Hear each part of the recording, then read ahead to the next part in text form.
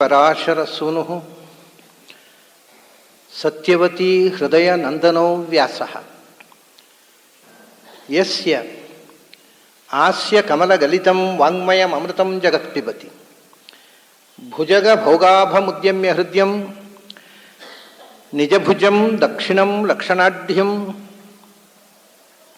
ಲಲಿತಮುದ್ರಿಕ್ತ ವಿಜ್ಞಾನಮುದ್ರಂ ಭಜ ಭಜ ಅನಂತಮಿತ್ಯಾಲಪಂತಂ ಪ್ರಣತವಾನ್ ಪ್ರಾಣಿನಾಂ ಪ್ರಾಣಭೂತಂ ಪ್ರಣತಿಭಿಃ ಪ್ರೀಣಯೇ ಪೂರ್ಣಬೋಧಂ ಭವದವೋಷ್ಣೇನ ತಾತಪ್ಯಮಾನಾನ್ ಭುವಿ ಪರಂ ನಾಥಮಪ್ರೇಕ್ಷಮಾಣಾನ್ ಭುವನಮಾನ್ಯೇನ ಚ ಅನ್ಯೇನ ದೋಷ್ಣ ಭವತು ಭೀರ್ಮಾ ಇತಿ ನ ಸಾಂತ್ವಯಂತಂ ಪ್ರಣತವಾನ್ ಪ್ರಾಣಿನಾಂ ಪ್ರಾಣಭೂತಂ ಪ್ರಣತಿಭಿಃ ಪ್ರೀಣಯೇ ಪೂರ್ಣಬೋಧಂ.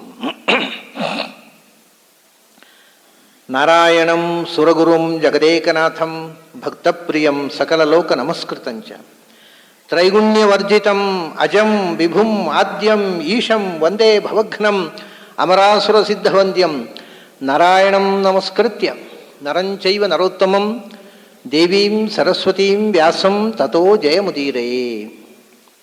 ಪೂಜ್ಯ ಶ್ರೀಪಾದರೇ ಮತ್ತು ನನ್ನ ಅಧ್ಯಾತ್ಮ ಬಂಧುಗಳೇ, ಶ್ರೀಪಾದಂಗಳವರು ಒಂದು ಆಜ್ಞೆ ಮಾಡಿದ್ದಾರೆ. ಏನು ಅಂದರೆ, ನಿನ್ನೆಗಿಂತ ಬೆಟರು, ಆದರೂ ಇನ್ನೂ ಸ್ವಲ್ಪ ಆಯಾಸ ಇದೆ, ಅದರಿಂದ 7:45 ನಂತರ ನಾನು ಮಾತಾಡ್ತೇನೆ, 7:45 ತನಕ ಮಾತನಾಡುವಂಥ ಆಜ್ಞೆ ಮಾಡಿದ್ದಾರೆ. ಹಾಗಾಗಿ 7:45 ತನಕ ಇವತ್ತು ಗೀತಾ ಚಿಂತನೆ ಮಾಡೋಣ, ಆಮೇಲೆ ಭಾಗವತಕ್ಕೆ ಟ್ಯೂನ್ ಮಾಡೋಣ ಮೈಂಡನ್ನು. ಕೃಷ್ಣನ ಬಳಿ ಅರ್ಜುನ ತೇನೈವ ರೂಪೇಣ ಚತುರ್ಭುಜೇನ ಸಹಸ್ರ ಬಾಹೋ ಭವ ವಿಶ್ವಮೂರ್ತೆ, ನನ್ನಿಂದ ನೋಡ್ಲಿಕ್ಕಾಗೋಲ್ಲ ನಿನ್ನ ಈ ಅನಂತ ಬಾಹು, ಅನಂತ ಶೀರ್ಷ, ಅನಂತ ಪಾದ. ನನಗೆ ಚತುರ್ಭುಜನಾದಂಥ ಶಂಖ ಗದಾದ್ಯುದ ಆಯುಧ ಆ ಬಾಲಕೃಷ್ಣನ ದೊಡ್ಡದಾದಾಗ ಹೇಗಿರ್ತಾನೆ ಅಷ್ಟು ಸಾಕು ನನಗೆ. ನನಗೆ ನೀನು ಕೃಷ್ಣ ರೂಪದಿಂದ ತೋರಿಸ್ಕೋ, ನನಗೆ ಅದನ್ನು ನೋಡಿದರೆ ಸಂತೋಷ ಆಗುತ್ತೆ, ಇದನ್ನು ನೋಡಿದರೆ ಭಯ ಆಗತ್ತೆ ನನಗೆ. ನನ್ನ ವಿಶ್ವರೂಪ ಉಪಸಂಹಾರ ಮಾಡು, ನನಗೆ ಅದೇ ರೂಪ ತೋರಿಸು ಅಂತ. ತಮಾಷೆನ ದಷ್ಟು ಮೇಚ್ಛಾಮಿ ತೇ ರೂಪಂ ಐಶ್ವರಂ ಅಂತ ಮೊದಲು ನಿನ್ನ ವಿಶ್ವರೂಪ ನೋಡಬೇಕು ಅಂತ ಹೇಳಿದವ, ನೋಡಿದ್ರೆ ಅಂತ ಹೇಳ್ತಾನೆ, ಬೇಡ ಅದು ಬೇಡ, ನಿನ್ನ ಕೃಷ್ಣ ರೂಪವೇ ಸಾಕು ನನಗೆ, ಅದನ್ನೇ ನೋಡ್ತಾ ಇರ್ತೀನಿ, ನನಗೆ ನೋಡ್ಲಿಕ್ಕೆ ಆಗ್ತಾ ಇಲ್ಲ, ನನ್ನಿಂದ ತಡ್ಕೊಳ್ಲಿಕ್ಕಾಗೋಲ್ಲ ಅಂತ ಹೇಳ್ತಾನೆ. ಇಷ್ಟು ಆದಾಗ ಕೃಷ್ಣ ಏನು ಮಾಡಿದ ಅಂತ. ಕೃಷ್ಣ ಆವಾಗ ಭಗವಾನುವಾಚ, ಇನ್ನು ಮುಂದಿನ ಮಾತು ಕೃಷ್ಣನಂತ. ಈಗ ಅರ್ಜುನ ವಾಚ ಮುಗಿಸಿ ನಾವು ಭಗವಾನುವಾಚಕ್ಕೆ ಬಂದಿದ್ದೇವೆ. ಭಗವಂತ ಹೇಳ್ತಾನೆ, ಮಯಾ ಪ್ರಸನ್ನೇನ ತವಾರ್ಜುನೇದಂ ರೂಪಂ ಪರಂ ದರ್ಶಿತಂ ಆತ್ಮಯೋಗಾತ್ ಅಂತ. ನಾನು ನಿನಗೆ ವಿಶ್ವರೂಪ ತೋರಿಸಿದ್ದು ಹೆದರಿಸಬೇಕು ಅಂತಲ್ಲ, ಪ್ರೀತಿಯಿಂದ ತೋರಿಸಿದ್ದು.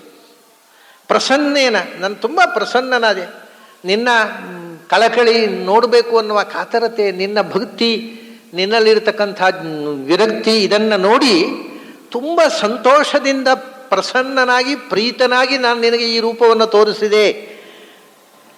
ಮಯಾ ಪ್ರಸನ್ನೇನ. ಇವಾಗ ಯಾಕೆಂದರೆ ಕೃಷ್ಣ ವಿಶ್ವರೂಪ ತೋರಿಸುವುದಕ್ಕೆ ನಾನಾ ಉದ್ದೇಶಗಳಿರ್ತವೆ. ಇವಾಗ ಅಲ್ಲಿ ಧೃತರಾಷ್ಟ್ರ ಸಂಧಾನಕ್ಕೆ ಹೋದಾಗ ಧೃತರಾಷ್ಟ್ರನ ದುರ್ಯೋಧನ ಕಟ್ಟಿ ಹಾಕಬೇಕು ಅಂತ ಹೇಳಿದಾಗಲೂ ವಿಶ್ವರೂಪ ತೋರಿಸಲ್ಲಿ, ಅಲ್ಲಿ ಹೆದರಿಸಲಿಕ್ಕೆ ವಿಶ್ವರೂಪ ತೋರಿಸಿದ್ದು. ಹಾಗೆ ನಿನಗೆ ಹೆದರಿಸಲಿಕ್ಕೆ, ಗಾಬರಿಗೊಳಿಸಲಿಕ್ಕೆ ಅಲ್ಲ ವಿಶ್ವರೂಪ ತೋರಿಸಿದ್ದು, ಮತ್ತೆ ನಿನ್ನ ಮೇಲೆ ಪ್ರೀತಿಯಿಂದ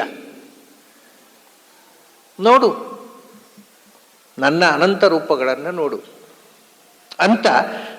ಮಯಾ ಪ್ರಸನ್ನೇನ ತವ ಅರ್ಜುನ ಇದಂ ರೂಪಂ ಪರಂ. ಪರಂ ರೂಪಂ ಅಂದರೆ ಅದು ಶ್ರೇಷ್ಠ, ಇದು ಶ್ರೇಷ್ಠ ಅಲ್ಲ ಅಂತ ಅರ್ಥ ಅಲ್ಲ. ಎರಡೂ ಪರವೇ, ಎರಡೂ ಶ್ರೇಷ್ಠವೇ. ಆದರೆ ನೀನು ಕಾಣದ ಒಂದು ವಿಶಿಷ್ಟವಾದಂಥ, ಮತ್ತು ನಾನು ಕೃಷ್ಣ ರೂಪವನ್ನು ಧಾರಣೆ ಮಾಡುವುದಕ್ಕಿಂತಲೂ ಮುಂಚೆ, ಕೃಷ್ಣ ರೂಪವೂ ಅನಾದಿ ನಿತ್ಯ, ಅದು ಬೇರೆ. ಜನರ ಕಣ್ಣಿಗೆ ಕಾಣುವಂತೆ ಕೃಷ್ಣ ರೂಪವನ್ನು ಧರಿಸುವುದಕ್ಕಿಂತಲೂ ಮುಂಚೆ ಇದ್ದ ರೂಪ ಅಂತ. ಅದಕ್ಕಿಂತಲೂ ಮುಂಚೆ ಇತ್ತು ಈ ವಿಶ್ವರೂಪ. ಏನೋ ಹೊಸತಾಗಿ ಇವತ್ತು ನಿನಗೆ ತೋರಿಸುವುದಕ್ಕೋಸ್ಕರ ನಾನು ವಿಶ್ವರೂಪ ತೊಟ್ಟದ್ದಲ್ಲ.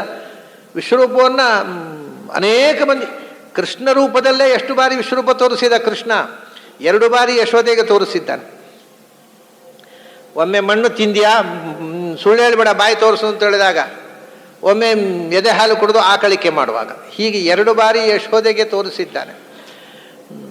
ಅರ್ಜುನನಿಗೆ ತೋರಿಸಿದ್ದಾನೆ, ಗರ್ಗ ಆಚಾರ್ಯರಿಗೆ ತೋರಿಸಿದ್ದಾನೆ, ಇವನಿಗೆ ಉದಂಕನಿಗೆ ತೋರಿಸಿದ್ದಾನೆ. ಅದು ಹಾಗೆ ನೋಡಿ ಎಷ್ಟು ಕಷ್ಟ. ಉದಂಕ ದೊಡ್ಡ ಜ್ಞಾನಿ, ಸಾಮಾನ್ಯ ಮನುಷ್ಯನಲ್ಲ, ಭಗವಂತನ ಪೂರ್ಣ ಪ್ರಮಾಣದ ಅರಿವು ಪಡೆದಿರತಕ್ಕಂತಹ ಒಬ್ಬ ಜ್ಞಾನಿ ಅವ. ಅವನಿಗೆ ಒಂದು ಸ್ವಲ್ಪ ಮನುಷ್ಯನಿಗೆ ಯಾವುದೋ ಒಂದು ಅನುಬಂಧದಿಂದ ದುರ್ಯೋಧನನ ಮೇಲೆ ಸ್ವಲ್ಪ ಸಾಫ್ಟ್ ಕಾರ್ನರ್, ಒಡನಾಟದಿಂದ ಏನೋ ಪಾಪ ಪಾಪ ಅಂತ, ಅವನು ಮಾಡಿದ್ದು ಸರಿ ಅಂತಲ್ಲ, ಆದರೂ ಪಾಪ ಏನೋ ಇದ್ಕೊಳ್ಳಿ ಅಂತ. ತಪ್ಪು ಮಾಡುವವರ ಮೇಲೆ ಎರಡು ಥರದ ರಿಯಾಕ್ಷನ್ ಇರ್ತದೆ. ಈಗ ನಾವು ನಮ್ಮ ಮಕ್ಕಳು ತಪ್ಪು ಮಾಡಿದರೆ ಏನೋ ಪಾಪ ಮಾಡಿದ್ದೇವೆ ಇರ್ಲಿ ಬಿಡಿ ಅಂತೇವೆ, ಇನ್ಯಾರೋ ಮಾಡಿದಾಗ ಸಿಟ್ಟು ಬರ್ತದೆ. ಹಾಗೆ ಸ್ವಲ್ಪ ಸಾಫ್ಟ್ ಕಾರ್ನರ್ ಇತ್ತು ಅವನಿಗೆ. ಆ ಸಾಫ್ಟ್ ಕಾರ್ನರು ತಪ್ಪು ಮಾಡುವವರ ಬಗ್ಗೆ ನಮಗಿರತಕ್ಕ ಸಾಫ್ಟ್ ಕಾರ್ನರ್ನಿಂದ ಎಷ್ಟು ದೊಡ್ಡ ದುರಂತ ಆಗುತ್ತೆ ಅನ್ನೋದಕ್ಕೆ ಉದಂಕ ದೃಷ್ಟಾಂತ. ಅವನು ಯುದ್ಧ ಮುಗಿದು ಕೃಷ್ಣ ದ್ವಾರಕ್ಕೆ ಹೋಗ್ತಾ ಇದ್ದಾನೆ. ಯುದ್ಧ ಮುಗಿದಿದೆ, ಪಾಂಡವರು ಇಲ್ಲಿ ಬಿಟ್ಟು ಅವನು ಅಲ್ಲಿ ಮಧ್ಯದಲ್ಲಿ ಒಮ್ಮೆ ಹೋಗಿ ವಸುದೇವಾದಿಗಳಿಗೆ ಯುದ್ಧದ ವಾರ್ತೆ ಹೇಳಬೇಕು. ಅದಕ್ಕೆ ಸುಭದ್ರೆಯನ್ನು ಕರ್ಕೊಂಡು ಹೋಗ್ತಾ ಇದ್ದಾನೆ. ಹೋಗ್ತಾ ಇರುವಾಗ ದಾರಿಯಲ್ಲಿ ಉದಂಕ ಸಿಕ್ಕಿದ. ಅವನು ಸಿಕ್ಕಿದ ತಕ್ಷಣ ಹೇಳ್ತಾನೆ, ನೀನು ಹೋದ ಮೇಲೆ ಕೆಲಸ ಆಗದೆ ಇರುತ್ತಾ? ದುರ್ಯೋಧನಿಗೆ ನೀನು ಬುದ್ಧಿವಾದ ಹೇಳಿರಬೇಕು, ದುರ್ಯೋಧನ ಒಪ್ಕೊಂಡಿರಬೇಕು, ದುರ್ಯೋಧನಿಗೂ ಪಾಂಡವರಿಗೂ ರಾಜಿಯಾಗಿ ಈಗ ಕ್ಷೇಮವಾಗಿರ್ಬೇಕಲ್ಲ ಅಂತ ಕೇಳ್ತಾನೆ. ಉದಂಕ ಹೇಳಿಬಿಡ್ತಾನೆ. ಅದಕ್ಕೆ ಕೃಷ್ಣ ಹೇಳ್ತಾನೆ, ಇಲ್ಲ, ನಾನು ಹೇಳಿದ್ದು ಕೇಳಲಿಲ್ಲ. ಅವನು ಹಠ ಹಿಡಿದು ಯುದ್ಧ ಮಾಡಿ ನಾಶವಾಗಿ ಹೋದ, ದುರ್ಯೋಧನ ಸತ್ತು ಹೋದ. ನಾನು ಹೇಳಿದ ಕೇಳಿದರೆ ಬದುಕಬಹುದಿತ್ತು, ಕೇಳಲಿಲ್ಲ ಅಂತಾನೆ ಕೃಷ್ಣ. ತಕ್ಷಣ ನೋಡಿ, ಇದೇ ಈ ಅಟ್ಯಾಚ್ಮೆಂಟಿನಿಂದ ಬರುವ ಸಮಸ್ಯೆ. ಕೃಷ್ಣ, ನಿನಗೆ ದುರ್ಯೋಧನನ ಮನಸ್ಸು ತಿರುಗಿಸುವ ಶಕ್ತಿ ಇಲ್ವಾ? ಬೇಕು ಅಂತ ನಾಟಕ ಮಾಡಿದ್ದೀನಿ ನೀನು ಅಂತ. ದುರ್ಯೋಧನ ಮನಸ್ಸು ಪರಿವರ್ತನೆ ಮಾಡುವ ಶಕ್ತಿ ನಿನಗಿಲ್ವಾ? ನೀನು ಸರ್ವಸಮರ್ಥ, ನಿನಗೆ ಬೇಕಿರಲಿಲ್ಲ, ದುರ್ಯೋಧನ ಸಾಯಿಸಬೇಕಿತ್ತು, ಪಾಂಡವರನ್ನ ಕೂಡಿಸ್ಬೇಕು ಸಿಂಹಾಸಲಿ, ಇದು ನಿನ್ನದೇ ರಾಜಕೀಯ ಅಂತಂದ್ಬಿಟ್ಟ. ಜ್ಞಾನಿ ಏನು ಹೇಳಬೇಕು ನೋಡಿ, ಅಟ್ಯಾಚ್ಮೆಂಟಿನಿಂದ ಎಲ್ಲೋ ಮನುಷ್ಯನ ಕನ್ಕ್ಲೂಷನ್ ಎಷ್ಟು ತಪ್ಪಾಗಿಬಿಡುತ್ತೆ ಅಂದರೆ, even the greatest knowledgeable people ಅವರು ತಪ್ಪಿಬಿಡ್ತಾರೆ. ಹಾಗೆ ಸಿಟ್ಟು ಬಂದು ಶಾಪ ಕೊಟ್ಟು ಬಿಡ್ತಾನೆ ಅಂತ ಶುರು ಮಾಡ್ತಾನೆ. ಅಲ್ಲಿ ತನಕ ಸಿಟ್ಟು ಕೃಷ್ಣ. ಆಗ ವಿಶ್ವರೂಪ ದರ್ಶನ ಕೊಟ್ಟ ಕೃಷ್ಣ. ಯಾರಿಗೆ ಶಾಪ ಕೊಡ್ತೀಯೋ, ಶಾಪ ಕೊಟ್ಟದ್ರಿಂದ ನನಗೆ ಅನಿಷ್ಟ ಆಗೋಲ್ಲ, ನಿನಗಾಗತ್ತೆ, ಆದ್ದರಿಂದ ನಿನ್ನ ಮೇಲೆ ಪ್ರೀತಿಯಿಂದ ತೋರಿಸ್ತಾ ಇದ್ದೇನೆ ಅಂತ ವಿಶ್ವರೂಪ ತೋರಿಸಿದ. ಹಾಗೆ ಅನೇಕ ಬಾರಿ ಕೃಷ್ಣ ವಿಶ್ವರೂಪ ತೋರಿಸಿದ್ದಾನೆ. ಇಲ್ಲಿ ಅರ್ಜುನಿಗೆ ವಿಶ್ವರೂಪ ನಿನಗೂ ಪ್ರೀತಿಯಿಂದ ತೋರಿಸಿದ್ದೆ ನಾನು. ಆ ವಿಶ್ವರೂಪ ಮತ್ತೆ ತೋರಿಸಿದ್ದು ಯುದ್ಧ ಆದಮೇಲೆ. ಇದು ಯುದ್ಧ ಕಾಲ. ಮಯಾ ಪ್ರಸನ್ನೇನ ತವಾರ್ಜುನೇದಂ ರೂಪಂ ಪರಂ ದರ್ಶಿತಂ. ಇದು ನನ್ನ ಶ್ರೇಷ್ಠವಾದ ಒಂದು ಸ್ವರೂಪವೇ ಇದು. ಇದೇನೋ ನಿನಗೆ ಕಾಣಿಸಿದ ನಾಟಕ ಅಲ್ಲ. ಪರಂ ರೂಪಂ ಅಂದರೆ ಪರಿಪೂರ್ಣವಾದ ನನ್ನ ಸ್ವರೂಪವೇ ಇದು. ಕೃಷ್ಣ ರೂಪವೂ ನನ್ನ ಪರಿಪೂರ್ಣವಾದ ಸ್ವರೂಪ, ವಿಶ್ವರೂಪವೂ ನನ್ನ ಪರಿಪೂರ್ಣವಾದ ಸ್ವರೂಪ. ಅದನ್ನ ಪರಂ ರೂಪಂ ದರ್ಶಿತಂ ನಿನಗೆ ನಾನು ತೋರಿಸಿದೆ. ಯಾಕೆಂದರೆ ಪ್ರಸನ್ನೇನಮಯ, ನನಗೆ ನಿನ್ನ ಮೇಲೆ ಇಷ್ಟ ಆಯಿತು, ನೀನು ಯೋಗ್ಯ ಇದ್ದಿ, ನಿನಗೆ ನನ್ನ ಮಹಿಮೆ ತೋರಿಸ್ಬೇಕು ಅಂತ ಅನಿಸಿತು. ಅದು ಪ್ರೀತಿಯಿಂದ ತೋರಿಸಿದೆ. ತೋರಿಸುವುದಕ್ಕೆ ನನ್ನ ರೂಪವನ್ನು ನೋಡಬೇಕಾಗಿದ್ದರೆ ಎಲ್ಲರಿಗೂ ಕಾಣೋಲ್ಲ ಅದು. ಯಾಕೆಂದರೆ ಅದು ಅಪ್ರಾಕೃತ ಅಲ್ವಾ. ನಮ್ಮ ಕಣ್ಣಿಗೆ ಪ್ರಾಕೃತವಾದ ವಸ್ತು ಮಾತ್ರ, ಅದು ಸೂಕ್ಷ್ಮವಾಗಿದ್ದರೆ ಕಾಣೋದಿಲ್ಲ. ಸ್ಥೂಲವಾದ ಪ್ರಾಕೃತವನ್ನು ಮಾತ್ರ ನೋಡುವ ಶಕ್ತಿ ಇರುವುದು ಈ ಕಣ್ಣಿಗೆ. ಈ ಸೂಕ್ಷ್ಮವಾದ ಕಾಣೋಲ್ಲ. ಅಪ್ರಾಕೃತವಾದ ಸೂಕ್ಷ್ಮಕ್ಕಿಂತಲೂ ಸೂಕ್ಷ್ಮವಾದ ಅನೋರಣೀಯನ್ನಾದ ಭಗವಂತನ ರೂಪ ಅಥವಾ ಮಹತೋಮಹಿ ಎರಡೂ ಈ ಕಣ್ಣಿಗೆ ಕಾಣೋಲ್ಲ. ಅಣೋರಣೀಯ ಅನ್ನೋದು ಕಾಣೋಲ್ಲ, ಮಹತೋಮಹಿ ಅನ್ನೋದು ಈ ಕಣ್ಣಿಗೆ ಕಾಣೋಲ್ಲ. ಮಹತೋ ಆಕಾಶವೂ ಕಣ್ಣಿಗೆ ಕಾಣೋಲ್ಲ, ಪರಮಾಣುವು ಕಣ್ಣಿಗೆ ಕಾಣೋಲ್ಲ. ಯಾವುದು ಅತ್ಯಂತ ಚಿಕ್ಕದೋ ಅದು ಕಣ್ಣಿಗೆ ಕಾಣೋಲ್ಲ, ಯಾವುದು ಅತ್ಯಂತ ದೊಡ್ಡದೋ ಅದು ಕಣ್ಣಿಗೆ ಕಾಣೋಲ್ಲ. ಇದು ಪ್ರಾಕೃತದಲ್ಲಿಯೇ. ಭಗವಂತ ಅಪ್ರಾಕೃತ ರೂಪ, ಅದು ಅಪ್ರಾಕೃತ ಕಣ್ಣಿಗೆ ಕಾಣೋಲ್ಲ. ಅಣೋರಣೀಯ ಹೇಗೆ ಕಾಣಬೇಕು? ಅದರಿಂದ ನನ್ನ ರೂಪವನ್ನು ನೀವು ಯಾರಾದರೂ ಕಾಣಬೇಕಾಗಿದ್ದರೆ ನಿಮಗೆ ಕಾಣುವ ಶಕ್ತಿಯನ್ನು ನಾನೇ ಕೊಡಬೇಕಾಗುತ್ತೆ. ನಿಮ್ಮ ಕಣ್ಣಿಗೆ ಆ ಶಕ್ತಿ ಇಲ್ಲ. ಅದನ್ನ ದಿವ್ಯಂ ದದಾಮಿತೆ ಚಕ್ಷು, ಕಾಣುವ ಕಣ್ಣನ್ನು ಕೊಡ್ತೀನಿ ಅಂತಾನೆ ಕೃಷ್ಣ. ನಿನಗೆ ಕಾಣುವ ಶಕ್ತಿ ಇಲ್ಲ. ಯಾಕೆಂದರೆ ಈ ವಿಶ್ವರೂಪ ಅಂದರೆ ಎಲ್ಲ ಕಾಲದಲ್ಲಿ ಎಲ್ಲ ಕಡೆ ಇರುವಂಥ. ಈಗ ಭಗವಂತನ ವಿಶ್ವರೂಪ ಇಲ್ಲಿಲ್ವಾ? ನಮಗೆ ಯಾಕೆ ಕಾಣೋಲ್ಲ? ಅವನು ಕಾಣುವ ಶಕ್ತಿ ಕೊಟ್ಟಿಲ್ಲ ಕಣ್ಣಿಗೆ. ಇಲ್ಲದ್ರೆ ಇಲ್ಲಿ ಕೂತಾಗ ನಮಗೆ ಇಲ್ಲಿರ್ತಕ್ಕ ಭಗವಂತ ರೂಪ ಎಲ್ಲ ಕಡೆ ಉಂಟಲ್ಲ, ಅವು ಇದ್ದೂ ಕಾಣೋಲ್ವ. ಅದನ್ನು ಹೇಳ್ತಾನೆ ಆತ್ಮಯೋಗಾತ್ ಅಂತ. ನಾನು ನನ್ನ ಸ್ವಸಾಮರ್ಥ್ಯದಿಂದ ನಿನಗೆ ಶಕ್ತಿ ಕೊಟ್ಟು ಕಾಣುವಂತೆ ಮಾಡಿದೆ. ನಿನ್ನ ಸಾಮರ್ಥ್ಯದಿಂದ ನೀನು ನೋಡಿದ್ದಲ್ಲ. ನಿನಗೆ ನೋಡುವ ಶಕ್ತಿಯನ್ನು ನಾನು ಕೊಟ್ಟೆ. ಯಾಕೆಂದರೆ ಪ್ರೀತಿಯಿಂದ ಕೊಟ್ಟೆ. ನೀನು ಕಾಣಬೇಕು, ನಿನಗೆ ಅದರಿಂದ ಕಣ್ಣು ತೆರೆಯಬೇಕು.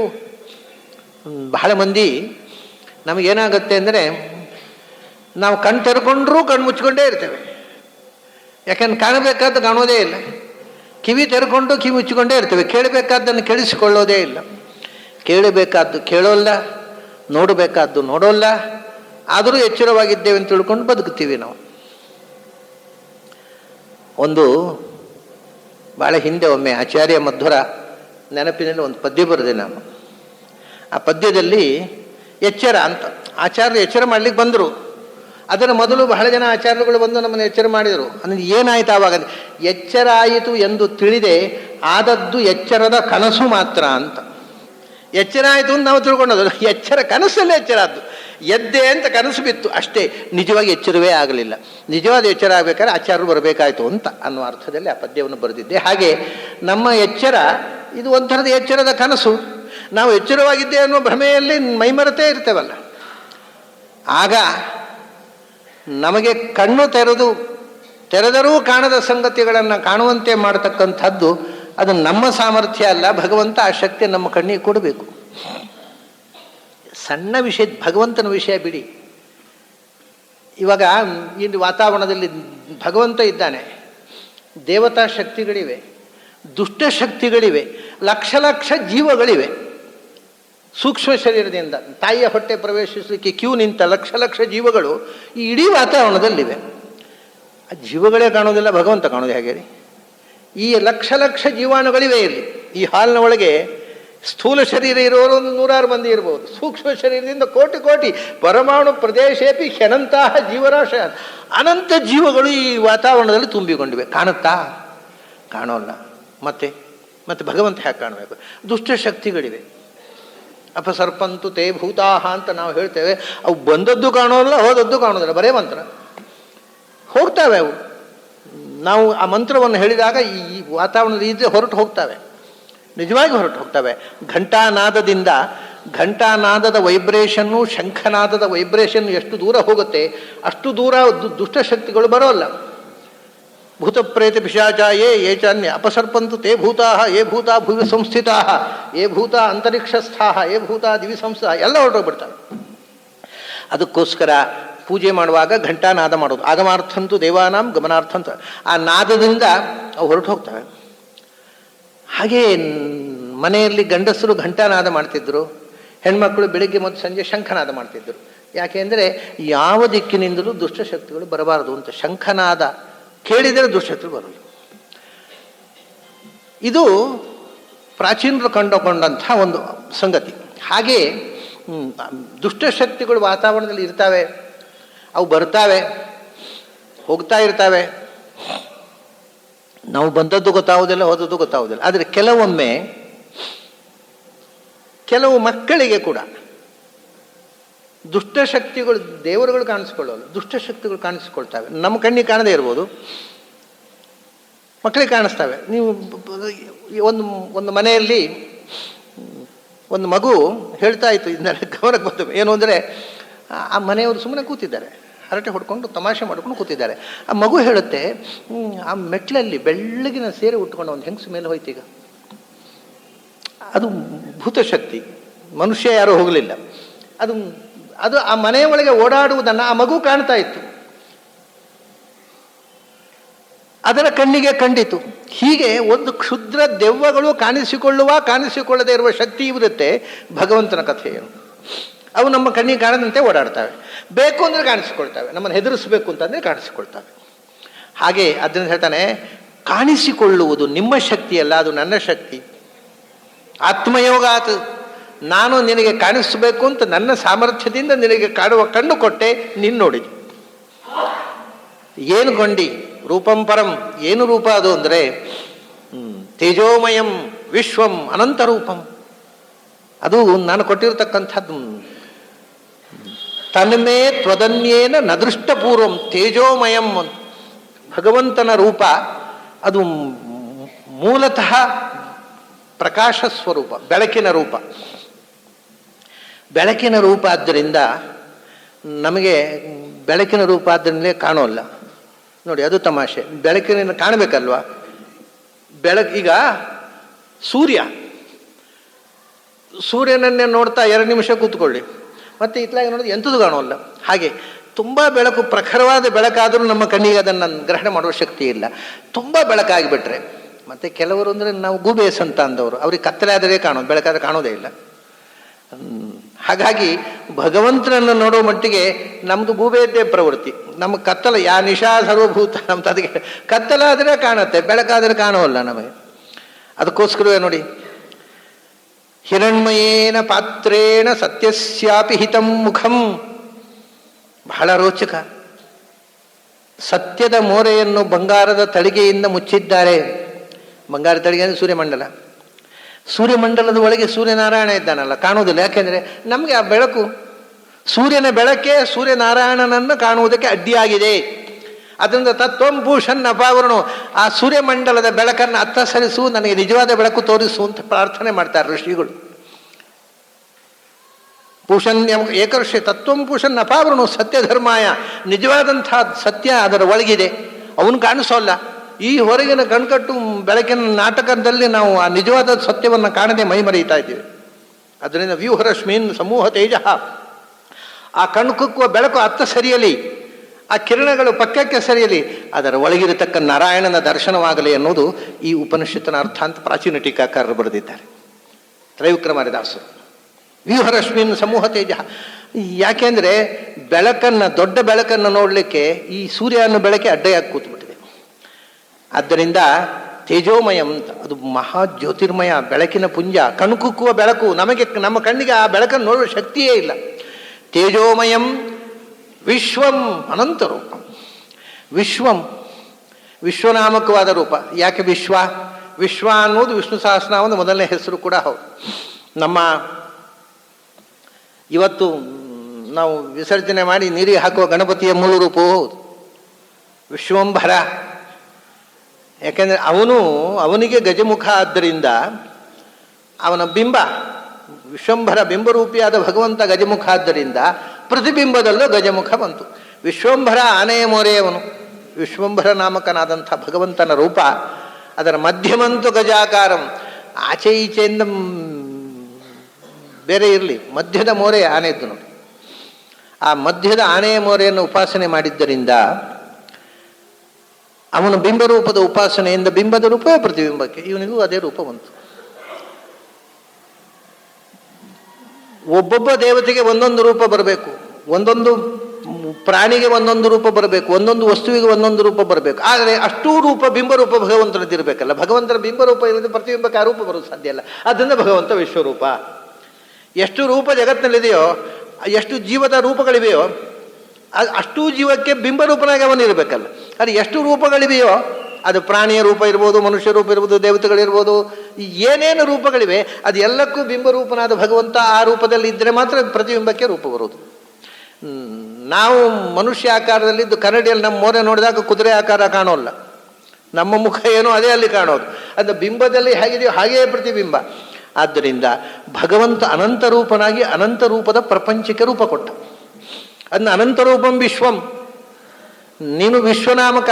ಯಾಕೆಂದರೆ ಎಲ್ಲ ಪ್ರತಿಬಿಂಬದ ಒಳಗೂ ಇದೊಂದು ವಿಚಿತ್ರ, ಪ್ರತಿಬಿಂಬ ಅನ್ನೋದು ನಮ್ಮ ಎದುರಿರೋದು, ನಮ್ಮ ಒಳಗಿರೋದಿಲ್ಲ. ನೀನು ವಿಶತಿ, ಪ್ರತಿಬಿಂಬದ ಒಳಗೆ ಬಿಂಬ ಅಂತರ್ಯಾಮಿಯಾಗಿ ಸೇರಿ ಕೂತವ. ಎದುರಿನಲ್ಲಿ ಬಿಂಬ, ಒಳಗಿನಿಂದಲೂ ಬಿಂಬರೂಪನಾಗಿ ನಮ್ಮೊಳಗೇ ಒಂದು ಕೂತವ. ಮತ್ತೆ ವಿಶಂತಿ ಸರ್ವೇ ಗುಣ ಅಸ್ಮಿನ್ನಿತಿ ವಿಶ್ವಂ. ಇಡೀ ಎಲ್ಲ ಗುಣಗಳಿಂದ ಪರಿಪೂರ್ಣವಾದ ರೂಪ, ಎಲ್ಲ ಕಡೆ ತುಂಬಿರುವ ರೂಪ, ಎಲ್ಲರ ಒಳಗೂ ಅಂತರ್ಯಾಮಿಯಾಗಿರತಕ್ಕ ರೂಪ. ಅಂಥ ಅನಂತ ರೂಪಗಳಿಂದ ಅನಂತ ಜೀವರಿಗೆ ಬಿಂಬರೂಪನಾಗಿ ನಿನ್ನಿದ್ದೀಯ. ಅಂಥ ಬಿಂಬರೂಪವನ್ನು ನಿನಗೆ ನಾನು ತೋರಿಸಿದ್ದೇನೆ. ತೇಜೋಮಯಂ. ಎಲ್ಲ ಭಗವಂತನ ಬಿಂಬರೂಪಗಳು ಜ್ಯೋತಿರ್ಮಯ. ಆದ್ದರಿಂದ ಜ್ಯೋತಿರ್ಮಯ ಪುರುಷ, ಜೀವನೂ ಕೂಡ ಪ್ರಕಾಶ ಸ್ವರೂಪ. ಇನ್ನು ಬಿಂಬರೂಪನಾದ ಭಗವಂತ ಬೆಳಕು.